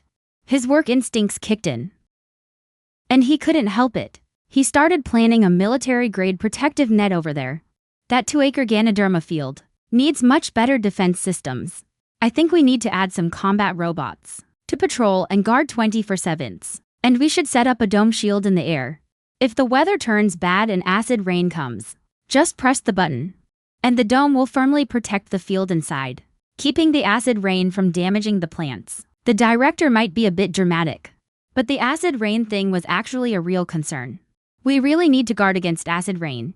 But I did some research. Planet S314 has pretty low pollution levels. Since it's far from the interstellar war zones, acid rain only hits once or twice a year. Sometimes if we're lucky, there's no acid rain at all for the whole year." Wajin actually did her homework on this. "Boss, you can't just gamble on luck. Kingshan City hasn't had a single acid rain all year." Shuo Lin looked dead serious, pitching his sales pitch with all his heart. "Pairing our own steel factory with our own military-grade defense systems from the Shuguang Company. Even if acid rain hits just once, your entire sea of flowers and Lingzi fields will be wiped out." Acid rain across the Sulu galaxy is highly corrosive. Residents in the central zones, whenever acid rain falls, have to wear special protective suits just to go outside. The Sulu galaxy can't afford that kind of loss. The Federation can't afford it either. He hoped Wakion's Lingzi fields could keep expanding safely, starting from this shop as the center, growing outward layer by layer, and even spreading to more remote planets with low pollution. Okay, that does make it necessary. That dome he mentioned, it's not an actual eggshell. It just looks kind of like one. The material is super thin, but it blocks acid rain and radiation. The surface has positron reflectors attached, giving it a decent bounce-back effect. Your steel factory is pretty advanced. Shuo Lin looked a little proud. Once you get used to the whole steel factory thing, it's actually kind of cool. Don't worry. Our factory is definitely the expert in this field. Just place the order, and I can arrange it for you right away. I'd love to install it for free, but I'm afraid you'd think I'm some shady director. So let's just go through the proper channels. How much for everything? 100,000 new dollars. Shuo Lin felt like he was being really sincere. would normally. In the capital area, fixing a dome costs 300,000 per square meter. This kind of setup is always insanely priced. Besides the expensive materials, the main cost is the high tech. That's a pretty good deal. I'll place the order now, $100,000 spending it. When he first came to Happiness Flower Shop, he might have thought that number was huge. But now, not at all. The shop makes 300,000 a day in sales. But director, about what you mentioned earlier, the oil defense turrets that shoot thieves on sight. I think we can skip those. Killing people is never good. Just hand the thieves over to the police. Shuo Lin raised an eyebrow and exchanged a look with his best friend. Butterfly seemed pretty happy that his best friend suggested installing military-grade defenses for the flower garden. He could guarantee he'd chase off every flower thief with bad intentions. But the acid rain he had no answer for. Ruo Lin was a man of action. He immediately used his light brain wristband to send orders to the Dawn Society members. Quite a few core members, weapons experts, were all pulled in by him. 15 people showed up. He paid to book out a chain hotel on the street to house all the factory workers. He and Ruo Lin learned that the steel factory wasn't on planet 314. So that means the factory owner and his workers were traveling an incredibly long distance just to get to work. And the order fee wasn't even that high. So Shuo Lin felt a little bad about the cost. He felt guilty about the money. So he decided to cover meals for all 15 workers. He decided to feed all 15 workers. That one field yielded nearly 1,000 pounds of grain. A grown man eats about half a pound of rice per meal. Even if space people can eat a lot. Let's say a pound per meal. The factory owner said the job would take about a week. So they'd probably eat through over 300 pounds. Even if a few of them are big eaters, 400 pounds should be more than enough. He'd already started growing a new batch of rice seedlings. They'd be ready to plant again soon. Why is the boss's eggshell project so far out here? A senior mech engineer complained. Boss, just as you requested. We brought all the most advanced equipment. Everything is top tier. This is our circuit engineer. A physics academician, Shuo Lin said seriously. From now on, call me factory director. Shuo Lin tossed over 15 factory work uniforms, change into these. From now on, you all go by steel factory workers. Don't wear the Dawn Society uniforms anymore. Oh, the boss went out for a day. And his brain seems broken. These were top-tier scientists of the Federation Empire. The Dawn Society had very high standards. Regular scientists and mechanics couldn't even get in. But annoyed as they were, these 15 core Dawn Society members still went to the hotel rooms and changed. Shuo Lin led them to Huazian. This is the owner of the Happiness Flower Shop. Do good work. And be polite to the flower shop owner. The Dawn Society members' temples throbbed. For a tiny flower shop, they were building defense systems on par with Federation HQ. And this flower shop owner was clearly a Franken mental power. What was so special about him that the boss treated him with such respect? They found out soon enough. What was special? Looking at the sea of spirit flowers in the backyard, the core Dawn Society members' eyes nearly popped out of their sockets. Everything they saw shook their very souls. A voice in their head screamed, "We must immediately build the highest level military defense system. By the gods! Is this real? Someone knock me out. You idiot if you pass out. Who's setting up the turrets?" Ruolin smiled and explained to Huazian. The workers at my steel factory are pretty lively. Huazian laughed and pointed at the flower sea ahead. That area might need to expand. I'm planning to go to the Qingshan City Land Bureau to buy 2 more acres for planting. I hope your factory can include that new land in the construction. If the budget isn't enough, I can add more. The factory boss and workers got even more excited. Working near a spirit herb field like this, it was their honor. Once construction began, Huazian went to the Land Bureau downtown. This time, no guard dared stop him. The bureau chief, Zhang Tang, learned the owner of Happiness Flower Shop was there and immediately came to greet him personally. He invited him into his office. Just a little something from the fields. Huazian brought a box of lettuce leaves. He remembered rabbits loved them. Zhang Tang stared at the lettuce and couldn't help swallowing. Thanks, shop owner. You're too kind. Giving me something this precious. Just a small gift between friends. Nothing precious about it. I'm planning to buy 2 more acres still behind Happiness Flower Shop. The Siamese rabbits at the foot of the hill. The chief pulled up the city's 3D land map on his console. There are 3 acres of idle land at the foot of the hill. You can take your pick. Or grab all 3. $3 million new dollars total. Let's take all of them. 3 acres is plenty to plant. He had enough seeds this time. Zhang Tang quickly processed the land purchase for Huaxian. The moment the deal was signed, a notification flashed in Huaxian's mind from Klein. Cozy points +9. Achievement unlocked, home sweet home. Reward, level 1 mental power. Huaxian froze for a second, then broke into a smile. Unlocking a new achievement this fast. And leveling up my mental power too. Does this mean he can not only sense the mental power of those around him, but also use basic mental attacks now? Huaxian left the land office with the land deed in hand and hopped on the bus back to the flower shop. A sudden heat flared at the mental sea between his brows. He knew it was the reward. Remaking his body. The golden-winged death butterfly on his shoulder noticed something and looked at him. Level 1 mental power? A while back, Huaxian went from being born disabled to having F-level mental power. That already felt pretty wild to him. He figured the flower girl's mental power just awakened later than most people. But he never expected that after awakening she could level up again. For normal people, once you awaken, you're basically set for life. Unless you're on the verge of death. And your mental sea gets a massive shock. Only then could it improve. But the odds were less than 1 in 10,000. He thought about Huaxian. All she did was buy some land at the land office. Forget being near death. She didn't even get a scratch. And suddenly her potential just exploded? The bus pulled up at District 7. Huaxian got off and checked the time. It was already noon. Time to go cook the communal meal. As Huaxian passed by her flower shop at the street corner, she saw it was packed. So many customers. People had bought sunflowers and lavender, and were all leaving with happy smiles. In the alley by the west corner of the shop, there was a tall, lean man. He took a hard drag of his e-cigarette. In his hand, he held a bouquet of sunflowers he'd just bought. The man was in his early 30s, with high cheekbones and narrow, sharp eyes. With a hooked nose, he let out a sneer, crushing the sunflowers in his hand. His gaze locked onto Happy Flower Shop. It's only been a few days, and even the storefront's been taken. His leather shoes stepped on the crushed flowers, grinding them into the ground. Then he got into a car parked on the street.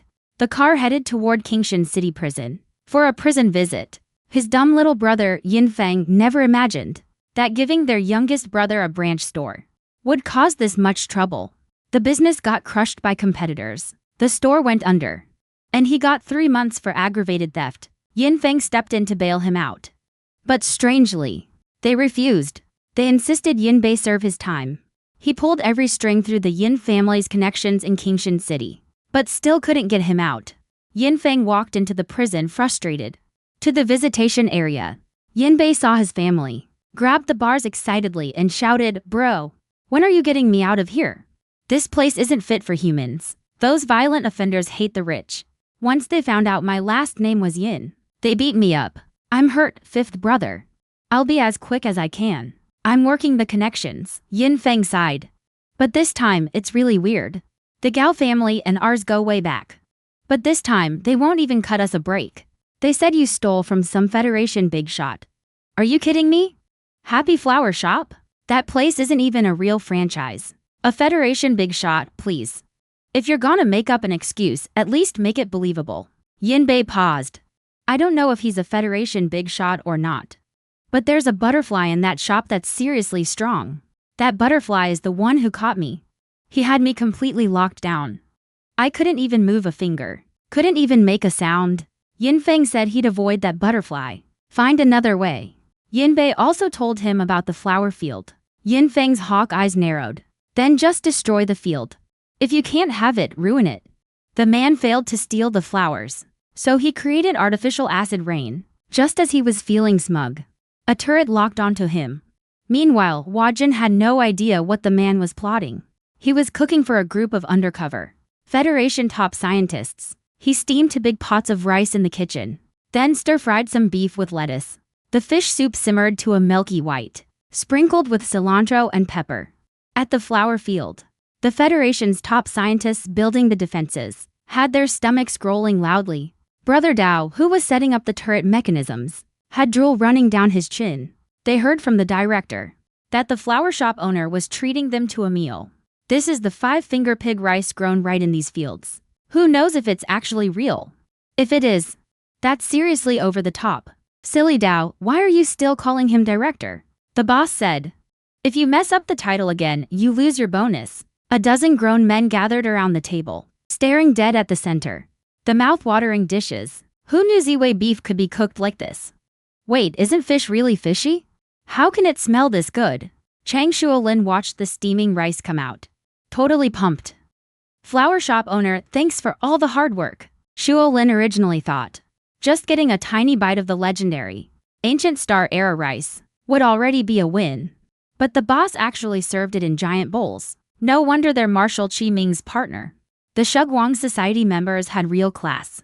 1 big scoop each, in order, layering braised pork and greens over the rice. The second it hit his mouth, Shuolin froze. It was like 10,000 times better than nutrition chicken. After 3 seconds of shock, he dove in and devoured his meal like crazy. Man, so this is what eating happiness feels like. If he could eat a meal like this every day, he'd do anything for it. No wonder Chi Ming basically lives at this flower shop. Just turn into a cute little beast and act adorable. We could totally eat for free too. The other workers were blown away too. Silly Dao, in charge of the turrets, shoveled rice, while tears streamed down his face. So good rice with meat and veggies. This is practically a heavenly life. The rice went fast. Braised beef and stir-fried lettuce from the big pot. Scoop after scoop. They didn't even leave the sauce behind. Ruolin shot an envious glance at the shop owner. Then at the golden butterfly on his shoulder.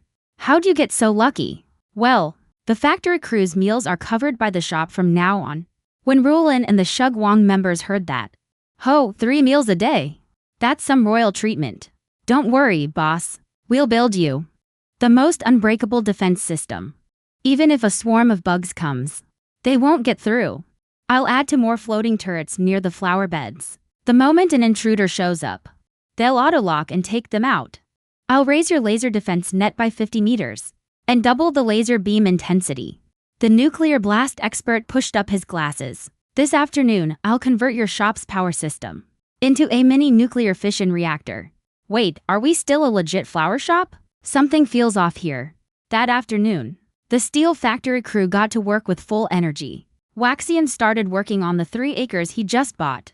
Time to break ground, baby. Waxian looked at the gorgeous golden butterfly on his shoulder with a knowing look. That move of yours, the whole swish-swish thing, that's not just swish-swish. That's the move that took down a swarm commander. It's called the Sky Blue Slash. The golden butterfly sighed inwardly, but still tapped into its 3S level psychic power. Condensing his butterfly wings, he gave a few light flaps.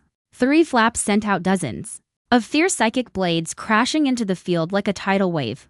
In an instant, dirt went flying, kicking up massive shockwaves. The whole field got flipped completely, because that psychic energy was so intense. The Dawn Society members working nearby all turned their heads. Ho, was that a 3S level burst?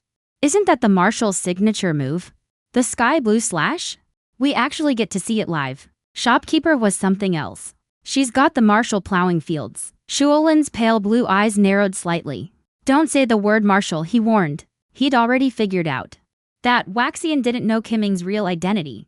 The members nodded, afraid of losing their year-end bonus. Then they heard the legendary shopkeeper's praise. He'd cleared nearly 100 square meters of wasteland. You're like a walking dirt crusher. A walking dirt crushing machine. Are you crazy, calling the Federation's strongest Marshal a walking dirt crusher? Shuolin's expression was complicated. He'd been jealous of Kiming before, but now he kind of felt sorry for his old friend.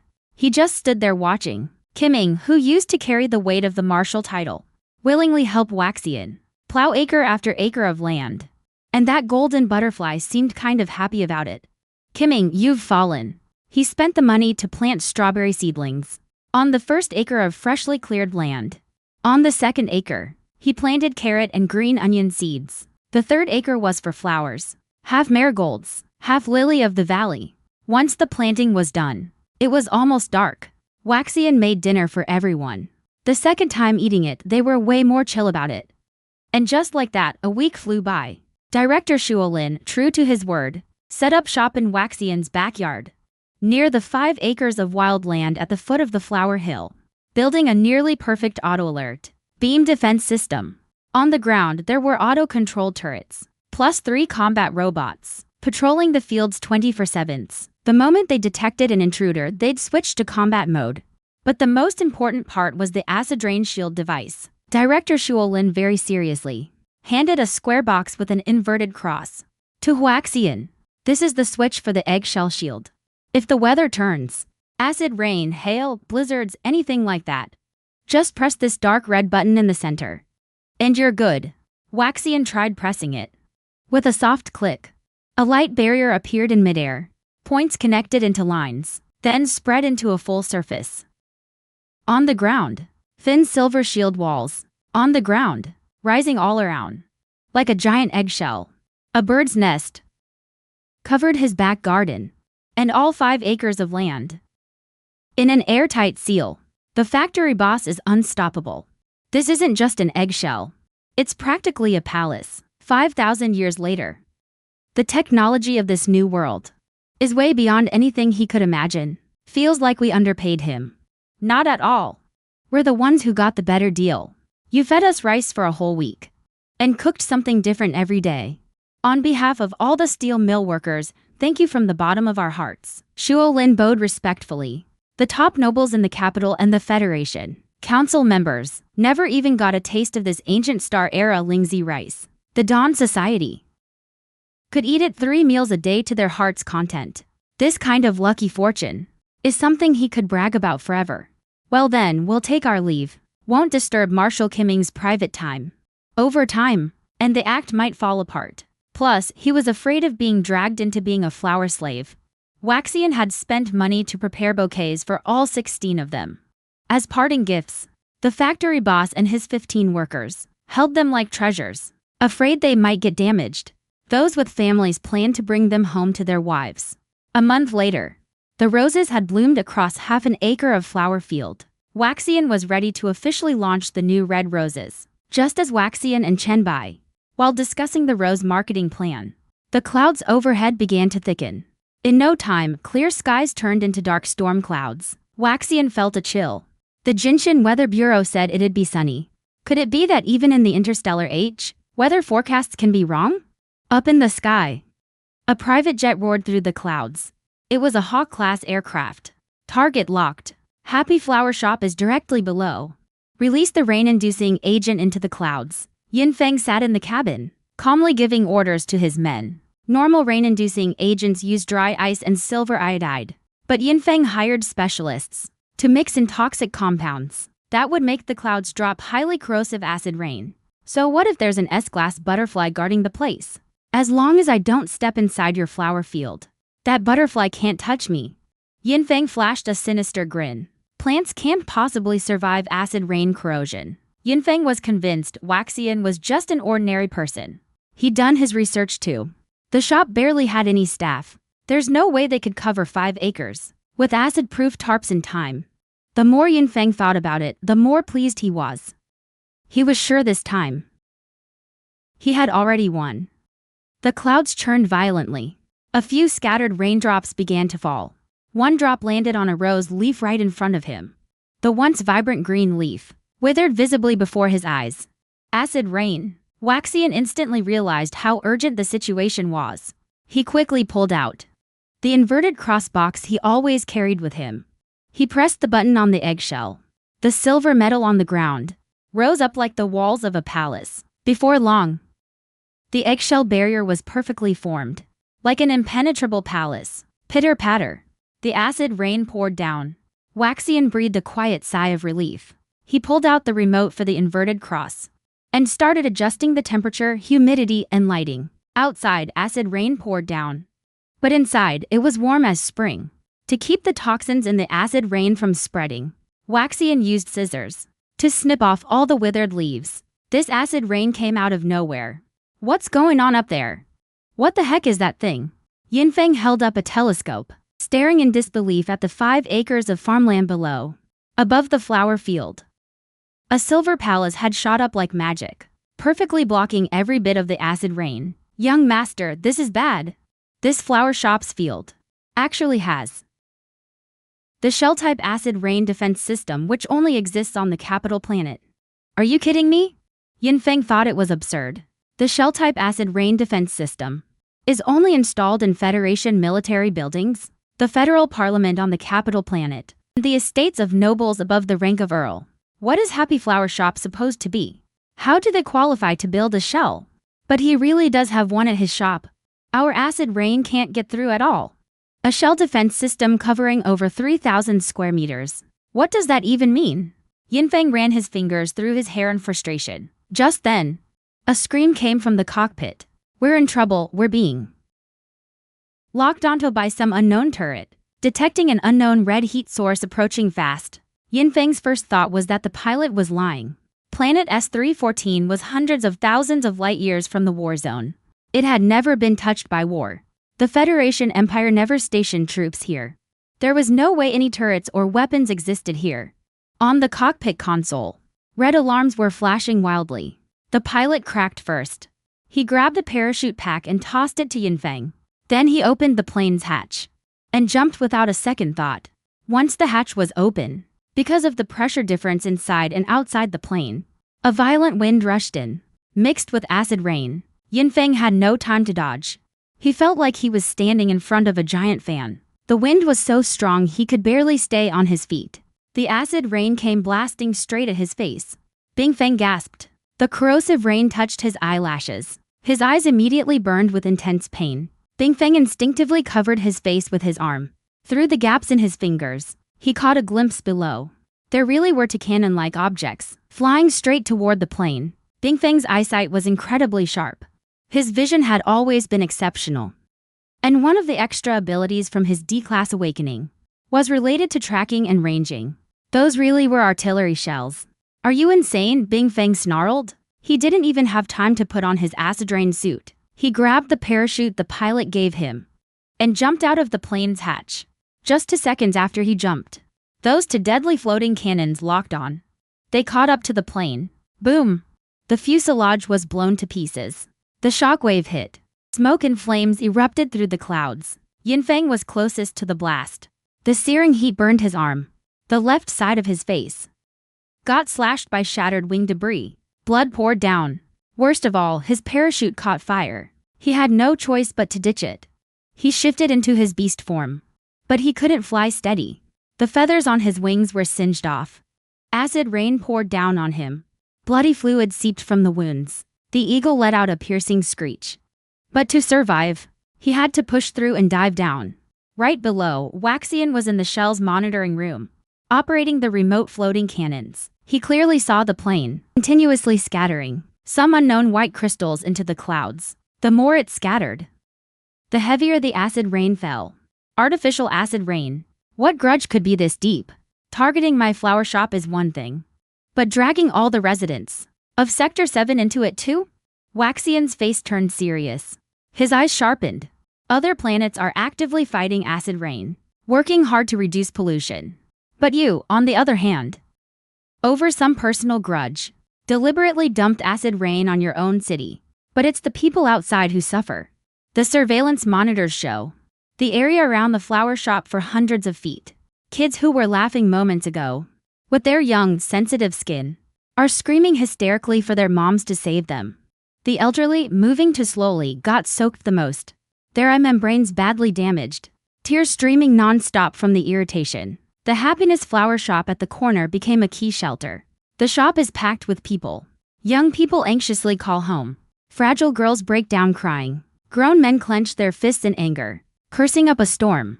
The police in the East District of Jinshan City are swamped. This malicious artificial rain incident has caused immeasurable damage to the East District, leaving too many innocent people hurt. Captain Gao had no choice but to urgently contact the director of Sector 7's care facility to move the refugees into the facility building. But it's nowhere near enough. The affected area is too large. Then came reports of old residential buildings collapsing from the concentrated acid rain. Just when Captain Gao was about to lose hope, he got a call. Captain Gao, this is the owner of Happiness Flower Shop. Bring the victims deeper into Sector 7's streets. I've got a place for them to take shelter. It won't collapse from the acid rain, guaranteed. When Captain Gao got that call, his left hand was shaking with excitement, his lips trembling. Thanks for paying to report that thief at night last time. Captain Gao remembered it well, because the federal arsenal had set up a cross emblem. He'd mistaken Waxian for a federal big shot. Now that this federal big shot was offering help, it was like a lifeline in a storm. Captain Gao gave the order, and his team led the victims toward the end of the street, heading for Happiness Flower Shop. Karen held one person with his left hand, with a kid of about 12 on his back. He asked the captain, sounding worried, "Is that flower shop owner you mentioned reliable? Look up at that silver-white building." Captain Gao pointed into the air. The silver-white building was hazy and indistinct, because the acid rain made visibility really low. "If I'm not wrong, that's a shell casing device." Karen wiped the rain from the visor of his protective suit. "A little flower shop that has a shell casing device. Only the capital's new federal corps should have?" Just then, the door creaked open. A beautiful young woman appeared. With delicate, elegant features, she was plainly dressed, but had a presence you couldn't look away from. On her shoulder sat a golden butterfly with a damaged wing. "Come on in, all of you. You can take shelter here." Captain Gao was deeply grateful. "On behalf of the people of Kingshan City, thank you for your help, shop owner." Then he calmly organized the victims, leading them through the back door. Behind the door was a whole new world. The people who'd been battered by the acid rain were met with endless fields of blazing sunflowers, purple carpets of lavender, and gorgeous, dewy roses. The air here smelled sweet. No pain here. No corrosion. It was almost too beautiful to be real. "This flower field is so beautiful. Are those the legendary roses? They look like something out of a fairy tale." The children stopped crying. Their eyes lit up like they'd discovered a new world, staring at the flowers with pure wonder. The citizens injured in the collapse were so drawn in by the sight that even their broken bones didn't hurt as much. The gentle fragrance of the flowers eased their nerves, which had been stretched to the breaking point. It felt like they'd gone from hell to heaven in an instant. Captain Gao reacted the fastest. "Everyone, you're welcome to take shelter here at the flower shop. But be careful. Wipe the acid rain off your protective gear. Don't touch the spirit plants or the soil, or you'll contaminate them." The shop owner had just adjusted the temperature to make the refugees soaked by the acid rain feel a little warmer. He also gave them hot water to drink, a shelter from the storm and a cup of hot water. For the refugees, it was a lifeline in their darkest hour. At that moment, the flower shop owner seemed like a guardian angel to them, with clear, bright eyes, weathered by hardship. They looked at him with deep gratitude. No one was more shocked than Cran. She had always been a strong woman. She had an 8-year-old son and a husband who was a firefighter. But her husband was injured in a rescue operation and tragically became disabled. He was paralyzed from the waist down. Her husband was staying at the 7th District Care Center.